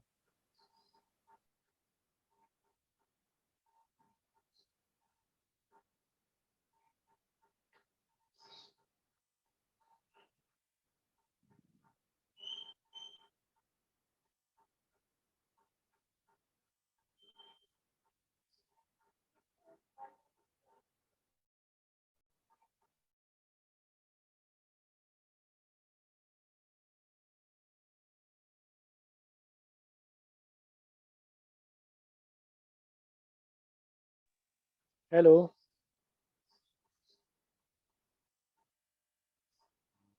क्लास हो रही है? जी जी बिल्कुल क्लास हो रही है, और अभी थोड़ा सा सर ब्रेक पर गए हैं, सर आ रहे हैं 1 मिनट। ओके सर, ठीक है, thank you very much.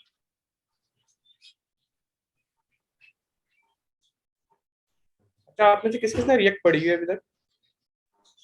React तो हमने पढ़ा है वैसे 2 में, क्वार्टर 2 में पढ़ा है। Q2 में। ठीक है ठीक उसके है, रिएक्ट बाद समझ में आ गई थी आप लोगों को?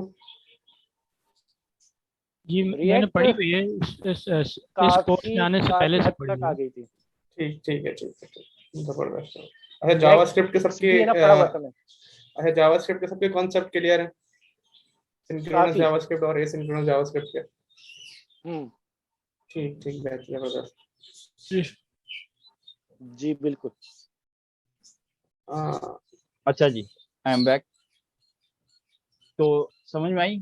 ऐसी कोई चीज नेक्स्ट जेस नई नहीं दे रहा जो हम रिएक्ट में नहीं कर पा रहे थे। सारी चीजें हम कर पाते थे, लेकिन ये है कि हर किसी के लिए हमें अलग अलग लाइब्रेरीज या अलग अलग टूल्स यूज करने पड़ते थे। तो अब जब हम नेक्स्ट जेस आया तो नेक्स्ट जेस ने सारी चीजें रैप करके दे दी आपको। हम उसके अंदर पूरा कोड रिएक्ट ही लिख रहे होते हैं, लेकिन इसके आउट ऑफ द बॉक्स वो हमें परफॉर्मेंस का भी दे देता है, स्टैटिक साइड भी जनरेशन भी दे रहा है, राउटिंग भी वो खुद से दे रहा है, and then server side rendering भी खुद से दे रहा है। तो इसको थोड़ा सा और बेहतर समझने के लिए ये है कि हम क्विकली एक रिएक्ट की एप्लीकेशन बना के देखते हैं कि रिएक्ट की एप्लीकेशन बनती किस तरीके से, थोड़ी देर के लिए जल्दी से। और रिएक्ट की एप्लीकेशन के अंदर क्या चीज़ें थी जो हमें नेक्स्ट में ज़्यादा चीज़ें मिलेंगी, वो भी हम करके देखते हैं, ठीक है। अच्छा, रिएक्ट के लिए हमें कहाँ जाना पड़ेगा? अच्छा, मैंने आप लोगों के साथ ग्रुप में एक वो प्रेजेंटेशन भी शेयर कर दी है नेक्स्ट जेस की, ज़रा वो भी देख लीजिएगा। अभी हम उसको स्टार्ट करेंगे बाद में, कोई ऐसी बात नहीं है, लेकिन अभी हम चलते हैं किसकी तरफ, रिएक्ट की तरफ।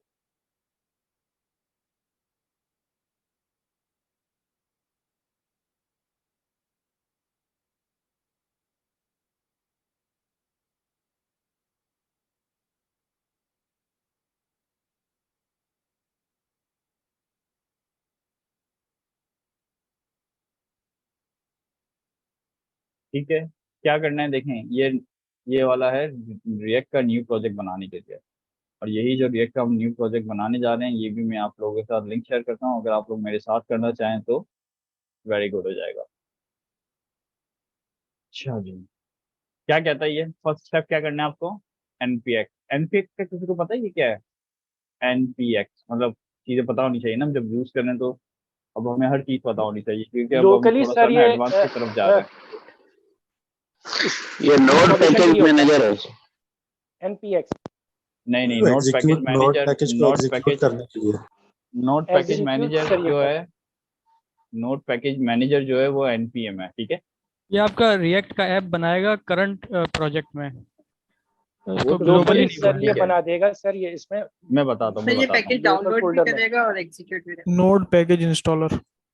यस, ये एग्जीक्यूट करता है। ये होता क्या है मैं बताता हूँ आपको, कि जब आप कोई भी टूल यूज करने जा रहे हो या कोई भी लाइब्रेरी यूज करने जाते हो ना, तो उसको आपके सिस्टम में होना जरूरी है, ऐसा ही है, ठीक है। पहले जब तक जी एनपीएक्स नहीं सर। था तो आपको क्या करना पड़ता था, ये सीएलआई मौजूद होती है ना इसमें, क्रिएट नेक्स्ट। ये देखिए, ये भी अभी किस पे लेके जा रहा है डायरेक्ट ही, क्या कहता है, क्या यूज करो?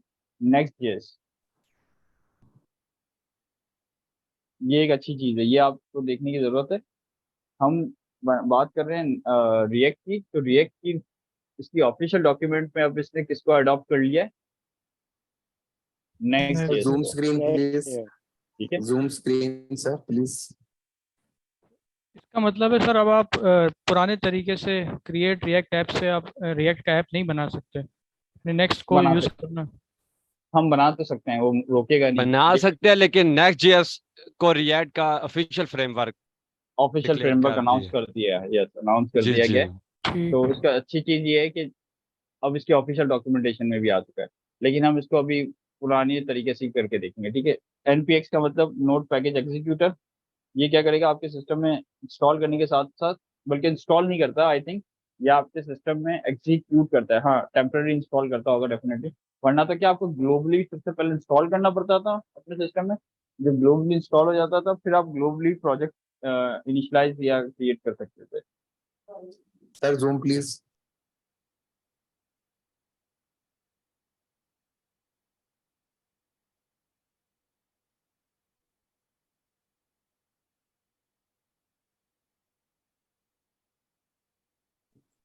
चल, ठीक हो गया, नो वरीज।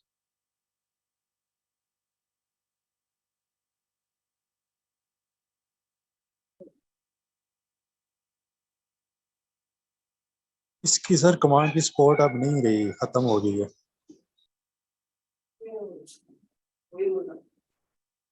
देखते हैं, होना तो नहीं चाहिए कि कमांड बिल्कुल ही गायब हो जाए।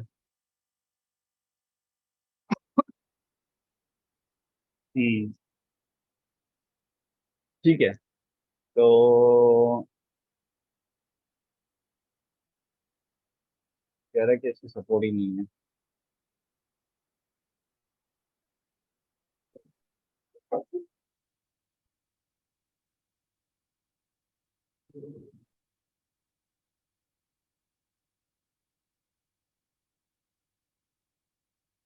जब सपोर्ट थी तो तब भी मसले करता था।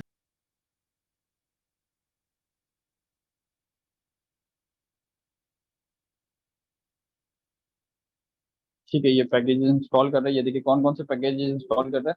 इसके ये कोर पैकेजेस है, रिएक्ट, रिएक्ट डाउन। ठीक है, ये रिएक्ट स्क्रिप्ट तो जो आपको रिएक्ट की एप्लीकेशन स्टार्ट करने के लिए होता है, लेकिन ये देखिए ये इसके दो मेन पैकेजेस है, रिएक्ट और रिएक्ट डाउन।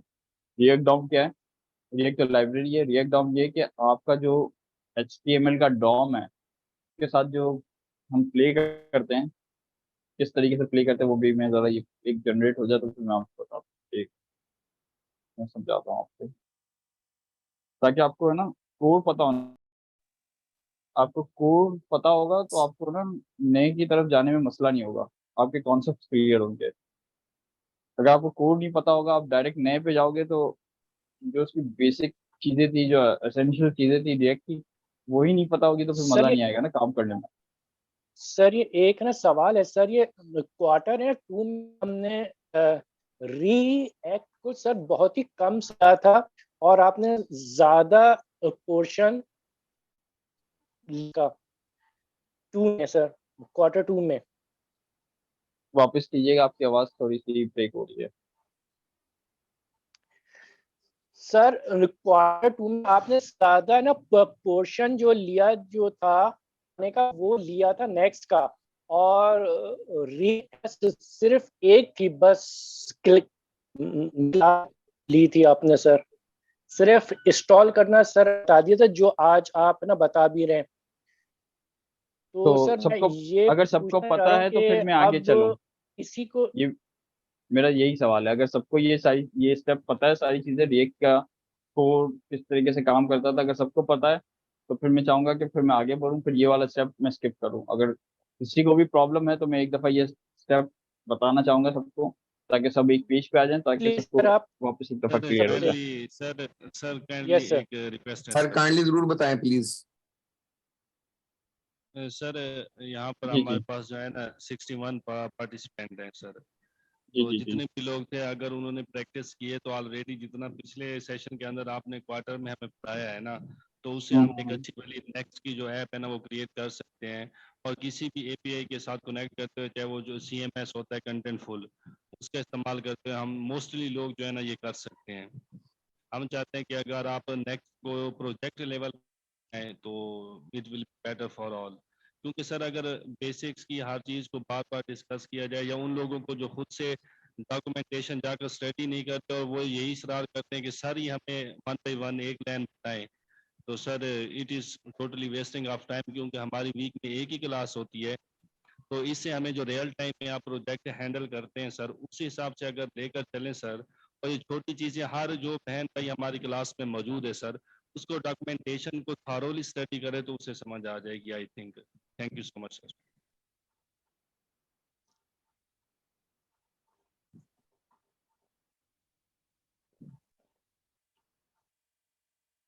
सर ये हमारे भाई क्या बिल्कुल ठीक नहीं है, मगर सर इसमें हम बिल्कुल छोटे बच्चे भी हैं, स्क्रैच से जो चले हुए हैं, मगर बेहतर है सर, जो आप बेहतर फैसला करेंगे वो हम सब के लिए ठीक होगा। एक्सपर्ट लोगों के लिए तो बेहतर मसला नहीं है ये भी सर। होता है सर अरसलान भाई देखें, मैं आप ये नहीं कहता कि आप बेबी स्टेप्स ले रहे हैं सर, लेकिन बट क्वेश्चन ये है कि जो पिछले 2 क्वार्टर हम पढ़ के आए हैं, तो अभी तक अगर आप बेबी स्टेप्स के ऊपर खड़े हुए हैं तो इसमें हमारा तो कसूर नहीं है। तो it is also wasting of time for us my brother. तो आप पहले 2 क्वार्टर के अंदर वो सारे स्टेप्स लेने चाहिए थे सर के साथ, जो आप अभी चाहते हैं कि आप लें। सॉरी टू से भाई, ये अभी एक ही एक मिनट क्वार्टर एक मिनट, हमारा रहता मैं है, तो इसको फिर हम ये क्लियर आगे करता भी हूँ। जो चलते हैं। मैं इसको और थोड़ा सा बेहतर तरीके से कर लेते हैं कि देखें, बिल्कुल आप सही कह रहे हैं। ये हमेशा ये हर क्लास के अंदर हमें स्टार्टिंग की कुछ क्लासेस के अंदर ये मसला होता है ये सब एक पेज में आने में ना थोड़ा सा टाइम लगता है, क्योंकि जैसे HTML CSS और ये वाली जो सारी क्लासेस थी उसके अंदर यही प्रॉब्लम थी कि काफ़ी लोगों को सारी चीज़ें आती थी, काफ़ी लोगों को कुछ नहीं आता था। तो प्रॉब्लम यही थी कि सबको एक साथ लेने के लिए ना 1-2 क्लासेस का हमें थोड़ा-सा टाइम लगता है, उसके बाद कुर्बानी सारी चीज़ें स्मूथ देनी हो पड़ती जाती हैं। हाँ, कुछ स्टूडेंट्स को थोड़ा-सा मसला होता है, definitely I agree with you. मैं अपनी भी बात करूँ तो हम लोग भी जब क्लासेस में जाते थे तो हमारे साथ भी यही होता था कि हमें आती थी चीज़ें, लेकिन वो वापस से हम वही चीज़ें देख रहे होते थे। इसका सबसे बड़ा मसला यही होता था कि जो दूसरे स्टूडेंट साथ बैठे हुए हैं ना, उनको साथ लेके चलना है।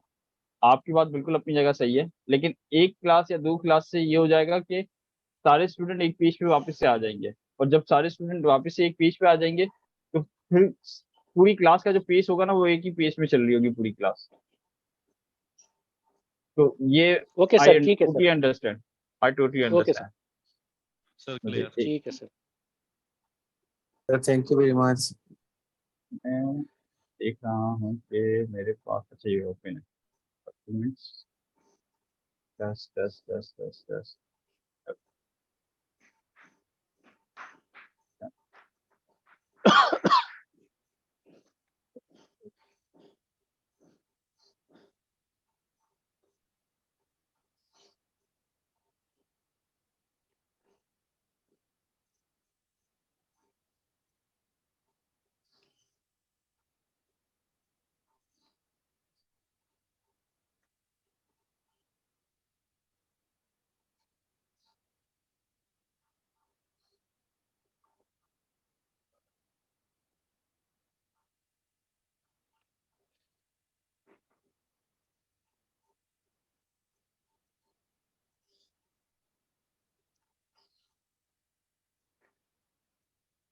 और साथ-साथ मैं एक सजेशन ये है कि अगर कोई ग्रुप के अंदर ना क्वार्टर 3 की जो हमारी आउटलाइन है वो सबके साथ शेयर कर दें तो ज़्यादा बेहतर है, क्योंकि नेक्स्ट क्लास में आने से पहले सब उसको ही देखते हुए आएँ कि हम नेक्स्ट क्लास में फिर वही करना है, तो फिर हम उसी हिसाब से हम आगे चलेंगे। तो I think I would suggest कि अगर जी आप सर, वो में से कोई वापस से एक दफ़ा क्वार्टर 3 कोर्स का आउट पूरा हाँ, कोर्स आउटलाइन शेयर कर दें ताकि सबको पता हो कि नेक्स्ट क्लास से हम यही करेंगे, हम फिर और किसी जगह पे नहीं आएँगे।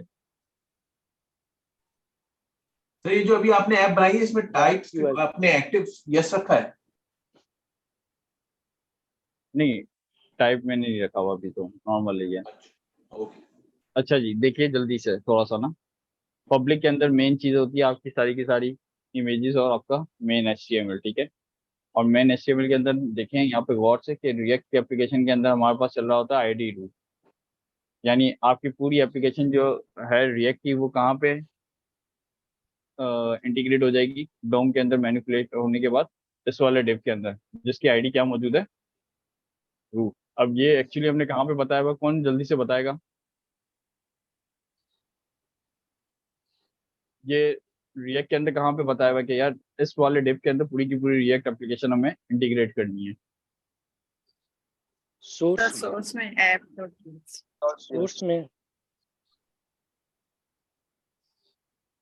सोर्स में कहाँ पे, ऐप में जाऊँ? index.js। बिल्कुल सही कहा, index.js। अब ये देखें, नहीं, रिएक्ट डॉम यूज किया हुआ यहाँ पे, और डॉम के अंदर हम कह रहे हैं कि भाई क्रिएट करो रूट को, कहाँ पे रूट को क्रिएट करो? जहाँ पे जिसकी आईडी क्या मौजूद हो? Get root. Element root root, ठीक है। और ये वाली रूट आईडी हमने अभी इंडेक्स में। थोड़ी देर पहले देखी यहाँ पे। अगर मैं यहाँ पे रूट से रूट की जगह कुछ और कर दूँ फू, तो क्या हो जाएगा? नहीं, एग्जीक्यूट ही नहीं सर, ये फिर होगा, मतलब होगा तो, लेकिन डिस्प्ले में नहीं आएगा कुछ। बिल्कुल ऐसा ही है, बिल्कुल ऐसा ही है, ठीक है। सबसे थोड़ा मसला यही है कि ये आईडी को सर्च करने जाएगा रूट की आईडी इसको मिलेगी नहीं, तो रिएक्ट का डॉम इंटीग्रेट ही नहीं होगा। जब रिएक्ट का डॉम इंटीग्रेट नहीं होगा तो आपकी रिएक्ट की एप्लीकेशन जो भी है वो चलेगी नहीं, ऐसा ही है। जी सर। या तो मैं इधर रूट कर दूं या तो फिर मैं उधर फू कर दूं, ठीक है। ये मैच होनी चाहिए आईडी, अब सिंपल सी बात है। अब ये क्या हुआ, कुछ नहीं, इसने कहा कि अच्छा ये करो और रूट के अंदर रेंडर किसको कर दो? ऐप को। ऐप क्या है हमारे पास? रिएक्ट की एप्लीकेशन मौजूद है। ये रिएक्ट की एप्लीकेशन के अंदर हमें पता है कि ये पूरा का पूरा कंपोनेंट है ना HTML है, सर, ये ये कंपोनेंट है हमारा एक एप्लीकेशन कंपोनेंट। का, ठीक है। हमने इसमें ये देखें हेडर बनाया, हेडर के अंदर इमेज है, इमेज के अंदर एडिट है, उसको चलाने का तरीका क्या है सिंपल से वर्ड में?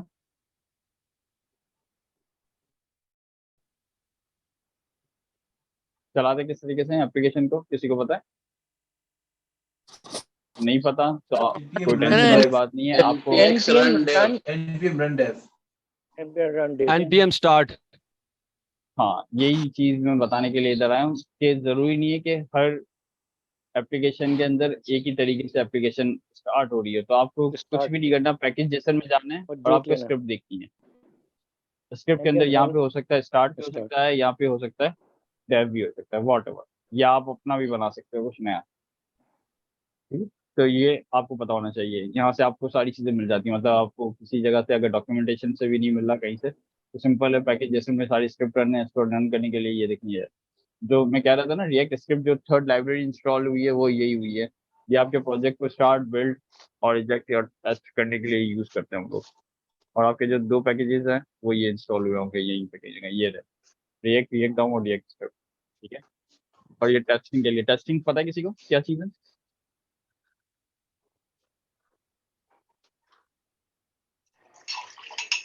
ये टेस्टिंग का आइडिया है किसी को?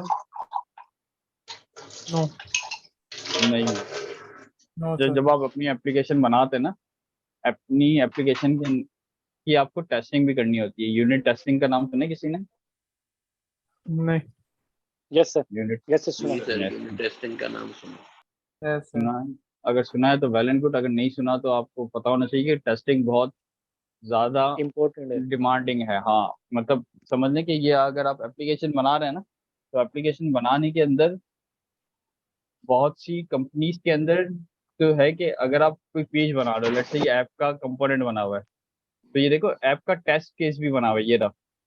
ये मतलब 100% कंप्लीट नहीं बना हुआ, लेकिन ये देखो बना हुआ है। तो इसी तरीके से आपके जितने भी कंपोनेंट्स बनेंगे उसके क्या होने चाहिए, उसके कंपोनेंट की टेस्टिंग होनी चाहिए।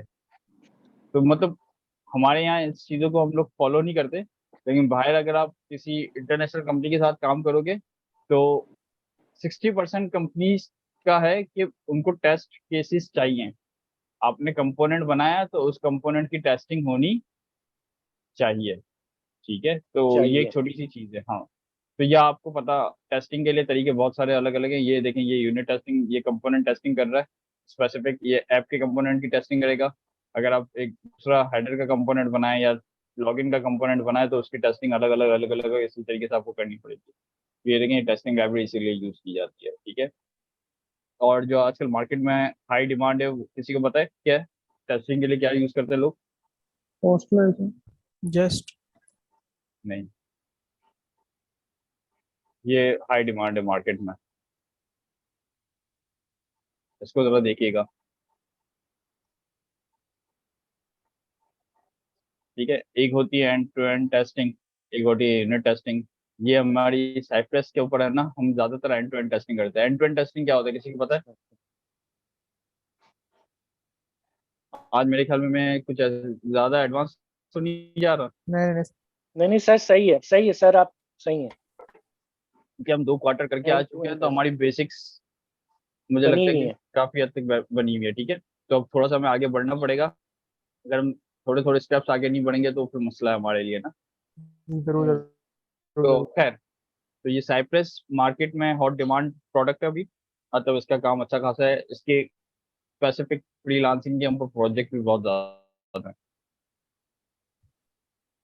इसको हम कहते हैं end to end testing. End to end testing क्या होता है पता है आपको? मैं सिंपल से वर्ड में समझाने की कोशिश पूरी करता हूँ। एप्लीकेशन एक दफा या तो टेस्ट होती होगी। हाँ, बिल्कुल सही कहा आपने। ये देखें, ये टेस्ट केसेस लिखे हुए इसने, मतलब जो भी लिखे हुए, अब ये इस तरीके से टेस्ट केसेस, जैसे आपकी एप्लीकेशन की बात करूँ, आपकी एप्लीकेशन की मैं बात करूँ कि किसी डेवलपर ने या आपने कोई काम करके दे दिया, अब क्या वो काम सही चल रहा है, उसकी वजह से एप्लीकेशन क्रैश तो नहीं हो रही, ये सारी चीजें कौन देखेगा? टेस्टर देखता है यूजुअली, क्यूए देखता है। जी ठीक है, अब क्यूए और टेस्टर के अंदर सबसे बड़ा मसला ये आता है कि वो मैनुअली सारी चीजें चेक करेगा तो टेक्स टाइम। ठीक है, तो दूसरा तरीका ये होता है कि लोग एंड टू एंड टेस्टिंग करते हैं, जैसे साइप्रस को यूज कर लिया। साइप्रस को यूज कर लिया, आपकी एप्लीकेशन में अभी हम ये कहते हैं कि 2 चीजें हैं, लॉगिन होना और आपकी फेसबुक की पोस्ट आना, थोड़ी देर के लिए हम ये सोचते हैं। तो एक डेवलपर ने कोई काम किया जिसकी वजह से लॉगिन सही हो गया लेकिन पोस्ट में डेटा नहीं आ रहा, उसकी किसी भी रीजन की वजह से, तो फिर क्या होगा, कैसे आपको पता चलेगा? क्योंकि उसने तो लॉगिन का मसला था, लॉगिन का मसला सॉल्व करके दे दिया, उसने वो पोस्ट चेक ही नहीं की। अब उसने लॉगिन की चीज अगर वो डिप्लॉयमेंट में चली जाए प्रोडक्शन में तो क्या होगा? मसला है ना, ये एप्लीकेशन क्रैश आपकी। तो एप्लीकेशन जब भी डिप्लॉय होती है ना, उससे पहले ये टेस्टिंग वाला प्रोसेस होता है, ये पूरा प्रोसेस है CI/CD का। एप्लीकेशन बिल्ड हुई, बिल्ड होने के बाद एप्लीकेशन आपकी टेस्ट होगी, टेस्ट होने के बाद जब सारे टेस्ट केसेस पास होंगे फिर वो जाके क्या होगी, डिप्लॉय। डिप्लॉय होगी। ठीक है, तो ये एक पूरा साइकिल होता है हर एप्लीकेशन में। तो टेस्ट के अंदर यही होगा कि आपने यहाँ पे है ना लॉगिन किया, लॉगिन होने के बाद यहाँ पे ऑटोमेटिक सारी चीजें लिखी हुई आएंगी आपके सामने, पूरी वीडियो चल रही होगी समझो एक तरीके से ना। वो आपको कोडिंग के थ्रू करना पड़ेगा, लेकिन आपके सामने सारी चीजें होगी इसमें। तो ये सेलेनियम ज्यादा सिलेनियम भी करते हैं, सिलेनियम भी करते हैं, जावा वाला, बिल्कुल जावा वाला भी करते हैं, लेकिन वो उसकी डिमांड बहुत अभी स्पेसिफिक है। ठीक है, ये तो जावा स्क्रिप्ट है, ये आप लोगों को बताने का मकसद ही यही है, उसके लिए आपको जावा और पाइथन पे सिलेनियम यूज कर सकते हो। ये तो है ही जावा स्क्रिप्ट।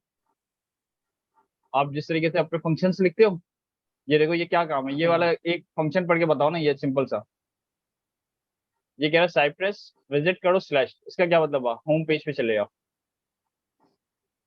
अगर ये होम पेज पे चले गया इसका मतलब क्या है? All good. होम पेज पे नहीं जा सका तो इसका मतलब क्या है? ये फेल हो जाएगा। फेल हो गया। और ये फेल होगा तो आपको पता चलेगा कि यार ये किसी रीजन की वजह से ये काम नहीं कर रहा। तो ये देखो ये कितना आसान है, cy.visit। इसका मतलब है किसी भी पेज पे जाने के लिए आप क्या यूज करोगे? cy.visit।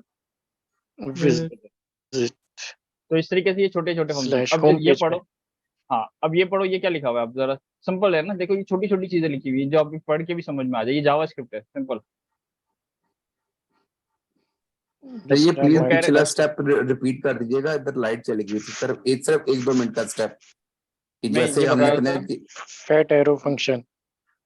हाँ यहाँ पे हम फैट एरो फंक्शन यूज करते हुए हम देखें, ये एक सिंपल सा टेस्ट केस यूज कर रहे हैं कि इसको किस पे जाना चाहिए, होम पेज पे। अब ये जैसे ही होम पेज पे चले गया इसका मतलब आपका टेस्ट केस पास हो गया, अगर क्लियर हो नहीं गया, किया तो फेल पास हो जाएगा। ठीक है, हाँ जैसे ये स्टार्टिंग के अंदर जो ग्रीन आइकन टिक्स आ रहे थे ना, ये जो है ना, ये अलग अलग स्टेप लिखे हुए इसमें। इसने कहा अच्छा ये पहला ये होना चाहिए, देखो ये क्या लिखा हुआ है, clicking like on hero should increase their fan count. अगर मैं किसी पे भी क्लिक करूंगा तो इसका मतलब ये इंक्रीज करना चाहिए इसका काउंट। तो उसको पता है कि ये अपने लॉजिक लगाई हुई है कि यहाँ पे 8 है तो इसको क्या होना चाहिए, 9।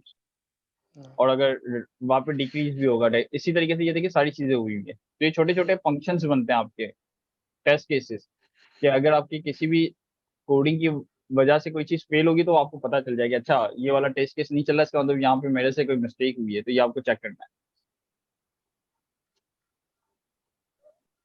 तो इसी तरीके से ये देखिए, ये पढ़ने में समझ में आ रहा है। ये कह रहा है एक्सपेक्ट ट्रू आना चाहिए, जिसकी वैल्यू क्या होनी चाहिए, ट्रू। ठीक है, यहाँ पे तो इन्होंने हार्ड कोड लिखा हुआ है, आप किसी फील्ड से करोगे क्या, चलो इस फील्ड में टेक्स्ट आना चाहिए और इक्वल्स टू टेक्स्ट होना चाहिए इसकी टाइप। तो इस तरीके से ये सारी चीजें कर सकते हैं आप।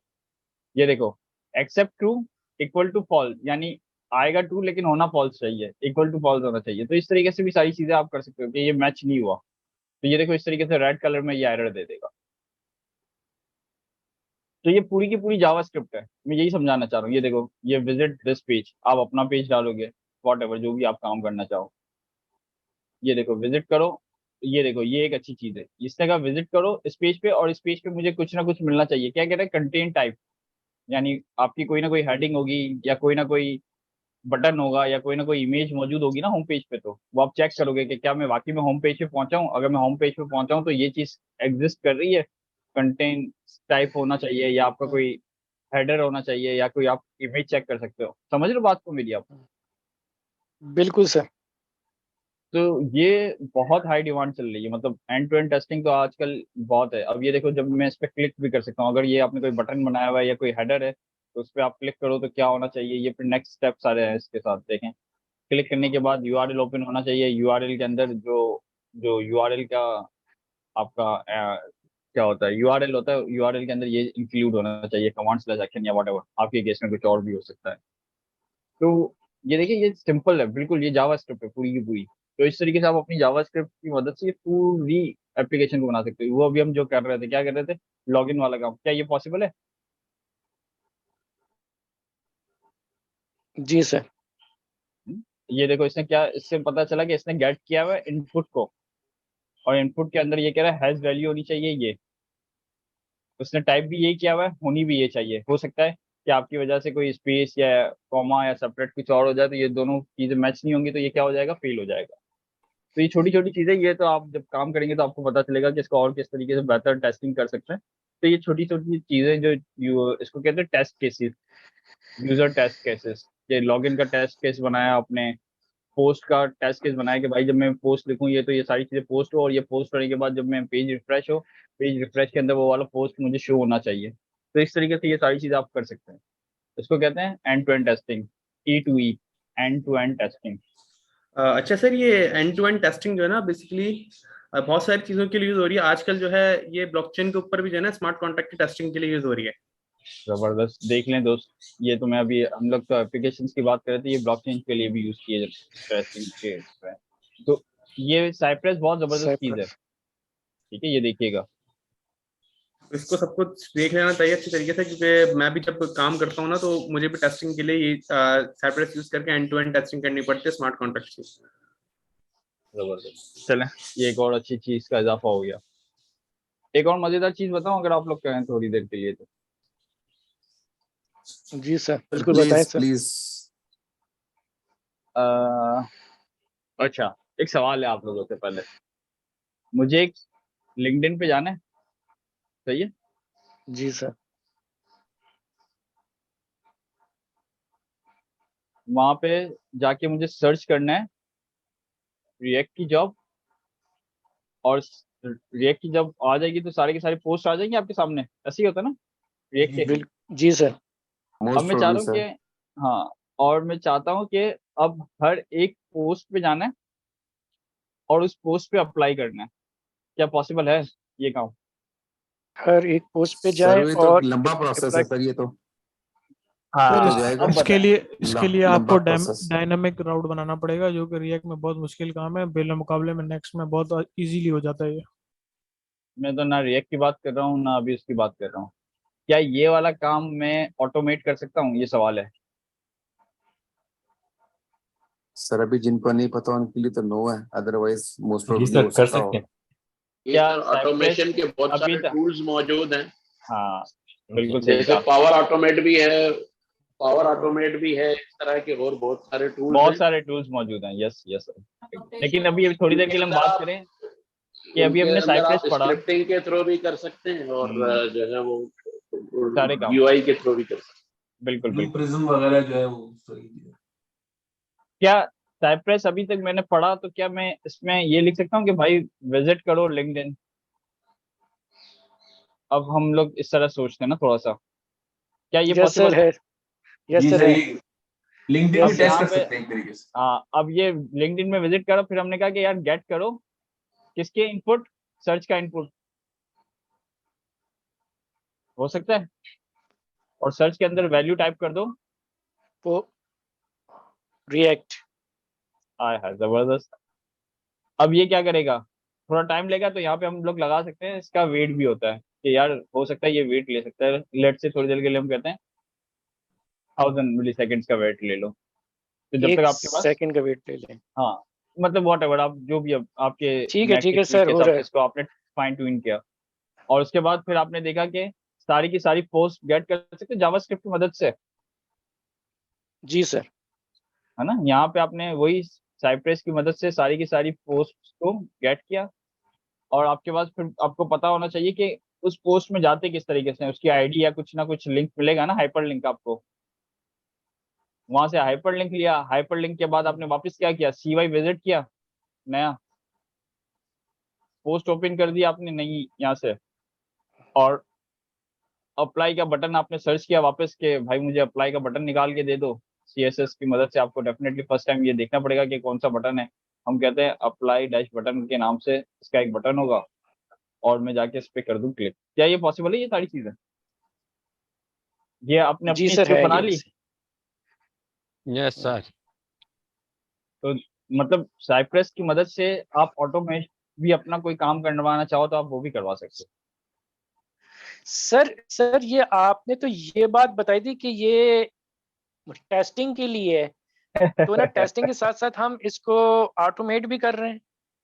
तो अच्छा, ये चीज है ना टेस्टिंग ही में की एक ना किस्म है वैसे। यस, हम कर तो टेस्टिंग ही रहे हैं, लेकिन हमने उस टेस्टिंग का जो टूल है, हमने उस टूल को किसी और के लिए भी यूज कर लिया, ऑटोमेशन के लिए भी यूज कर लिया। ये सर एक्सप्लॉइट कर लिया।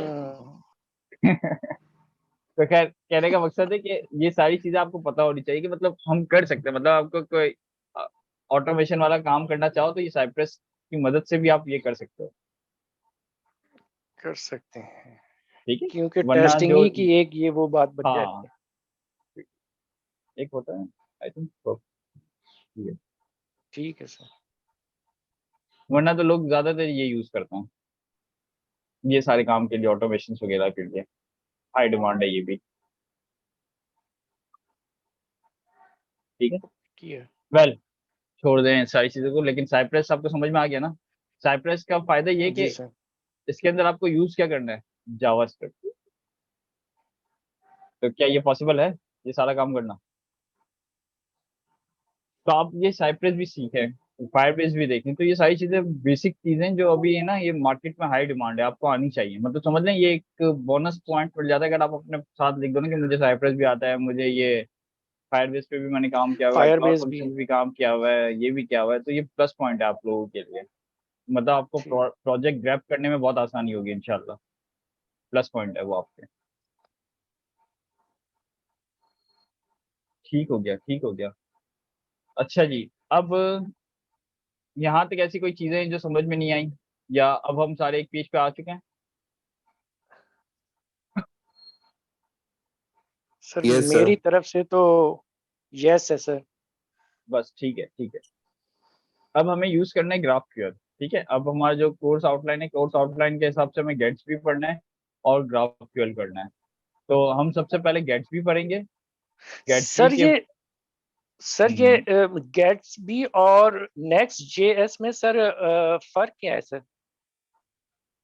ये हम डिस्कस करते हैं इस पर पूरा डिटेल यस सर, हम इसको देखते हैं। इसको यस सर बिल्कुल, इसको आप बताएं अच्छे से। क्योंकि गेट्स भी स्टैटिक साइट जनरेशन है हमारे लिए ना। ठीक ठीक है। है, और रिएक्ट भी static site generation, next JS भी हमें स्टैटिक साइट जनरेशन प्रोवाइड करता है। ठीक है, उसके साथ हमारे पास होता है कॉन्टेंटफुल। कॉन्टेंटफुल क्या है वो हम थोड़ा सा देखते हैं, क्योंकि वो सीएमएस से रिलेटेड चीजें, एक होती है हेडरलेस सीएमएस और एक होता है हाँ सीएमएस, नॉर्मल सीएमएस, जो हम वर्डप्रेस हाँ वगैरह सर। देखते हैं। ठीक है, ठीक। जो वर्डप्रेस का किसी को पता है व्हाट इज वर्डप्रेस? अब हम थोड़ा सा और यस डीप सर। में जाने की कोशिश करते हैं। ठीक है, वर्डप्रेस CMS। यस सर, जी सर, ये एक सीएमएस है, कंटेंट मैनेजमेंट पढ़ा हुआ है सिस्टम है। सर हमने अच्छे से। 43% वर्ल्ड के अंदर जो वेबसाइट्स हैं इसी पे जो है ना बनी बिल्कुल हुई हैं, बिल्कुल और ये बहुत पॉपुलर है। ये पीएचपी को यूज करता है सर। बिल्कुल सही कहा आपने, बिल्कुल सही कहा। लैंग्वेज बैक पीएचपी है एंड के इसकी। ऊपर। जी back end. MySQL and PHP. सही है, बिल्कुल सही कहा। माई सीक्वल एंड पीएचपी, हाँ, डेटाबेस जो जहाँ स्टोर करता है वो डेटा, इसके बाद माई सीक्वल। बिल्कुल सही कहा आपने। यानी काफी लोगों को ये सारी चीजें पता है।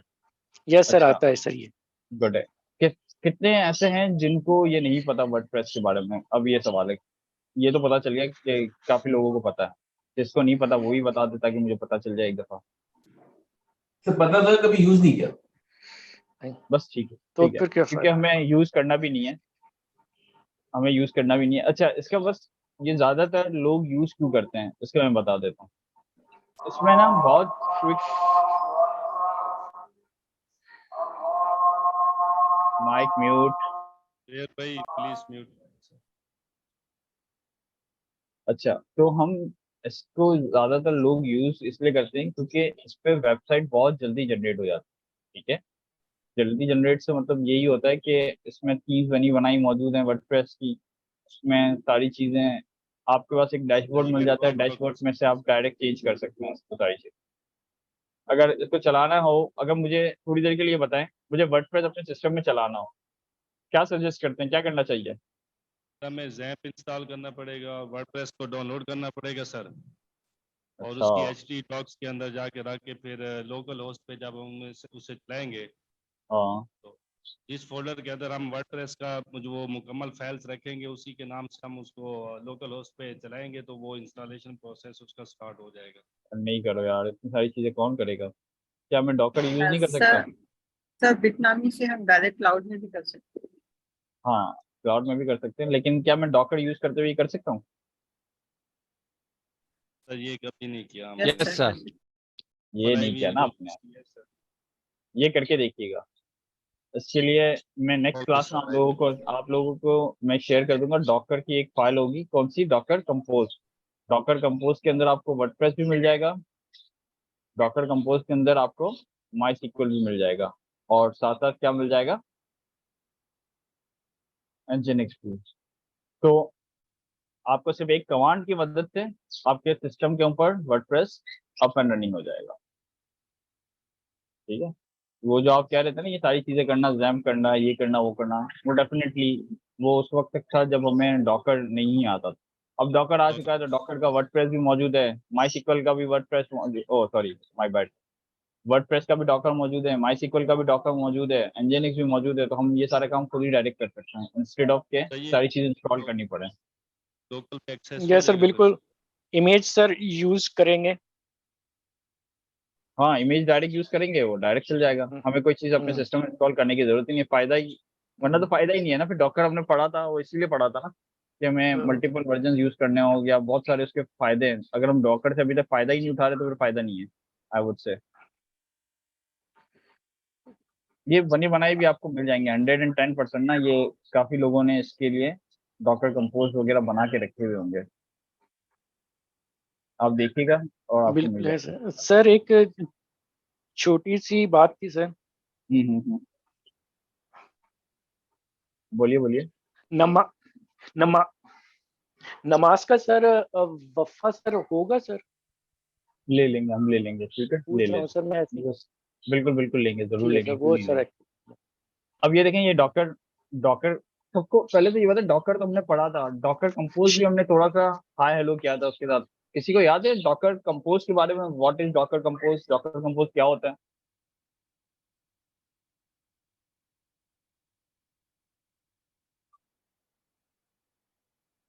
हेलो, सबको आवाज आ रही है? जी सर। हेलो, हाँ, डॉकर कंपोज के बारे में पता है किसी को? सर डॉकर कंपोज एक फाइल होती है जिसमें हम स्टार्ट से मतलब करते हैं कि कौन सा बेस इमेज होगा, उसके बाद उसमें कौन सी एप्लीकेशन आएगी, और इस तरह की सारी इंफॉर्मेशन स्टेप बाय स्टेप दे रहे हो। सर एग्जिस्टिंग इमेजेस से आप नए डॉकर इमेजेस जो बनाते हैं वो डॉकर कंपोज के थ्रू बनाते हैं? मैं इस तरह से था शायद। मैं सिंपल वर्ड में बता देता हूँ। अगर मेरे पास 3-4 कंटेनर्स मौजूद हैं, ठीक है, 3-4 डॉकर्स की फाइल्स मौजूद हैं, अगर मुझे अप एंड रनिंग करना हो एक प्रोजेक्ट को रन करने के लिए, डेटाबेस भी चाहिए, फ्रंट एंड भी चाहिए, बैक एंड भी चाहिए, ठीक है, 3 चीजें चाहिए। तो अगर मुझे एक प्रोजेक्ट रन करना है तो मुझे क्या 3 डॉकर की कमांड चलानी पड़ेंगी थोड़ी देर के लिए? पहले मुझे फ्रंट एंड यस चलाना पड़ेगा, फिर मुझे डेटाबेस चलाना पड़ेगा, फिर मुझे बैक एंड चलाना पड़ेगा, ऐसे ही है ना। और यस डिपेंडेंसी भी है कि ये तीनों साथ चलेंगी तो ही मेरी प्रोजेक्ट चलेगा, वरना तो अगर उससे पहले किसी ने एक्सेस कर लिया तो वो भी नहीं चलेगा।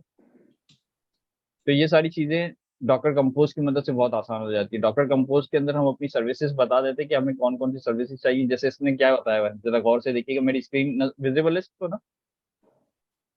जी सर।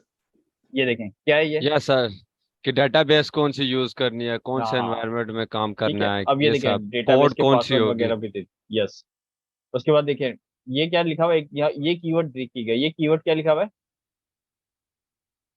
डिपेंड्स ऑन इसका क्या डेटाबेस। मतलब हुआ? डेटाबेस, ये डीबी। इसका मतलब जब यस भी वर्डप्रेस चलेगा उसके लिए आपके सिस्टम में सबसे पहले क्या चलना चाहिए? My database. Sequel, database. तो ये डिपेंड करेगा। यस अब जब आपने डिपेंड लिख दिया ना, जब तक ये स्टार्ट नहीं होगा, जब तक ये वर्डप्रेस स्टार्ट नहीं होगा, ठीक है। तो ये देखें, वर्डप्रेस चलना स्टार्ट हुआ, ये देखें यहाँ पे इमेज भी बता दी मैंने, कहा वर्डप्रेस की लेटेस्ट इमेज ले लो, यहाँ पे मैंने बोला माई सिक्वल की लेटेस्ट इमेज ले लो। जो मुझे एनवायरनमेंट वेरिएबल पास करने थे वो मैंने यहाँ पे कर दिए, जो इसको एनवायरनमेंट वेरिएबल पास करने थे वो यहाँ पे कर दिए। जो वर्डप्रेस चलता है वो 8000 पे 80 पे चल रहा होगा तो 8000 ले लिया। तो इस तरीके से ये लोकल होस्ट 8000 के ऊपर आपका वो चल गया, क्योंकि हो सकता है आपके सिस्टम के ऊपर 80 पोर्ट ऑलरेडी ब्लॉक चल रही हो। तो ये डिपेंड करता है, इसको 80 भी कर सकते हैं या कुछ और भी कर सकते हैं, आपके ऊपर डिपेंड करता है। तो ये देखिए, ये 2 चीजें चलाएंगे तो आपका डेटा, आपका वर्डप्रेस अप एंड रनिंग हो जाएगा। मुश्किल है? मैं ये आपके साथ शेयर कर देता हूँ। तो वो जो जैम्प और वो सारे जो चक्कर आपने बताए इतने सारे, तो जो है ना, और इसको अप एंड रनिंग करने का क्या तरीका है, डॉकर कंपोज अप -D करेंगे तो ये बैकग्राउंड में चले जाएगा, वरना अप करेंगे तो सारे के सारे लॉग्स आपके सामने नजर आ रहे होंगे। सिंपल सी बात है। मैं सर नेक्स्ट टाइम इसे यूज करूंगा। जबरदस्त। तो ये होती है अच्छी चीज है ना, ये पता होनी चाहिए आपको, ताकि अगर आपको किसी के भी सिस्टम में यूज करना है तो वो सारी चीज इंस्टॉलेशन की जरूरत नहीं, उसको बोलो भाई तेरे सिस्टम में सिर्फ डॉकर होगा तो सारे काम हो जाएंगे। डॉकर होना चाहिए सिंपल, डॉकर, और ये डॉकर कंपोज भी चाहिए होगा। ठीक है, ये एक टूल होता है डॉकर डैश कंपोज, ये आपको इंस्टॉल करना पड़ेगा, डॉकर डैश कंपोज। एंड देखें ये आपके पास वर्ड पे डायरेक्ट अप एंड रनिंग, फिर वही जो आप अपनी इसकी सेटिंग्स होती है वो करते हैं, एंड ये वर्डप्रेस का डैशबोर्ड आपके सामने आ जाएगा।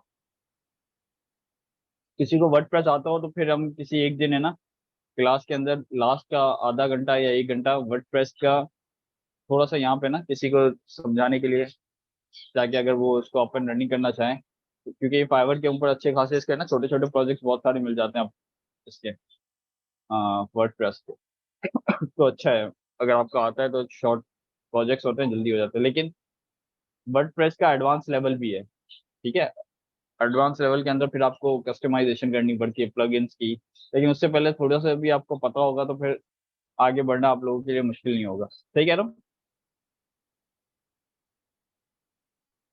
तो ये वाली देखिएगा, ये वाला अच्छा मुझे लगा, मैंने कहा आप आर्टिकल आप लोगों के साथ शेयर कर दूं।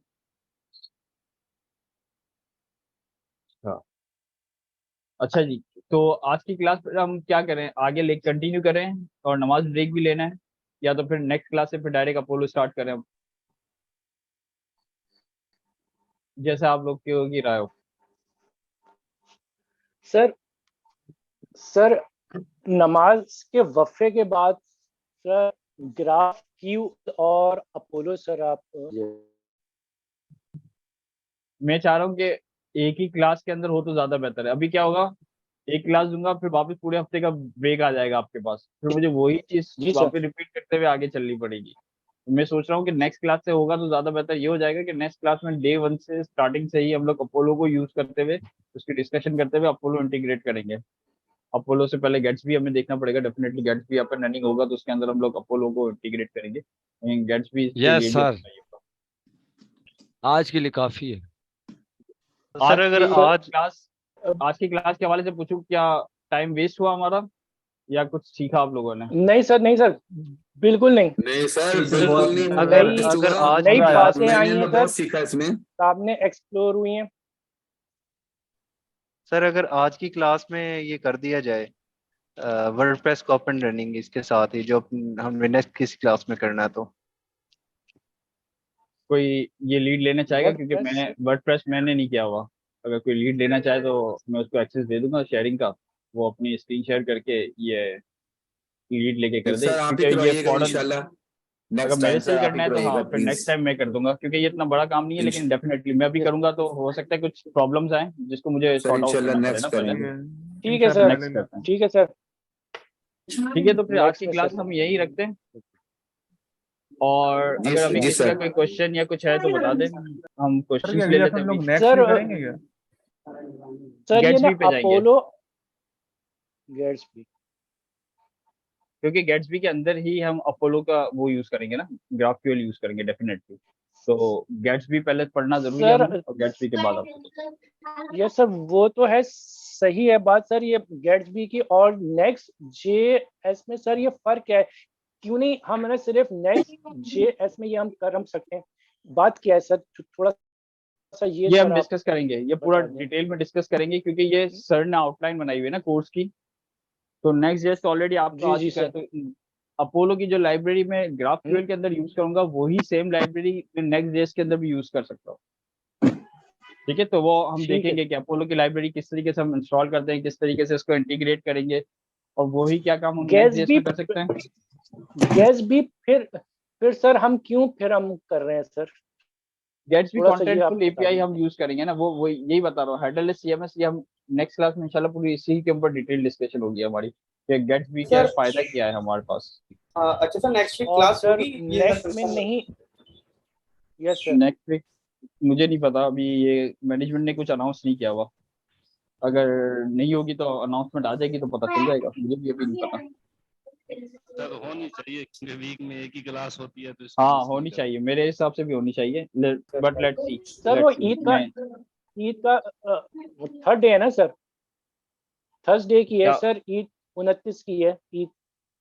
अच्छा, अगर थर्ड डे भी है तो आई थिंक आप लोग तो फ्री हो जाओगे ना यार 4 बजे तक तो।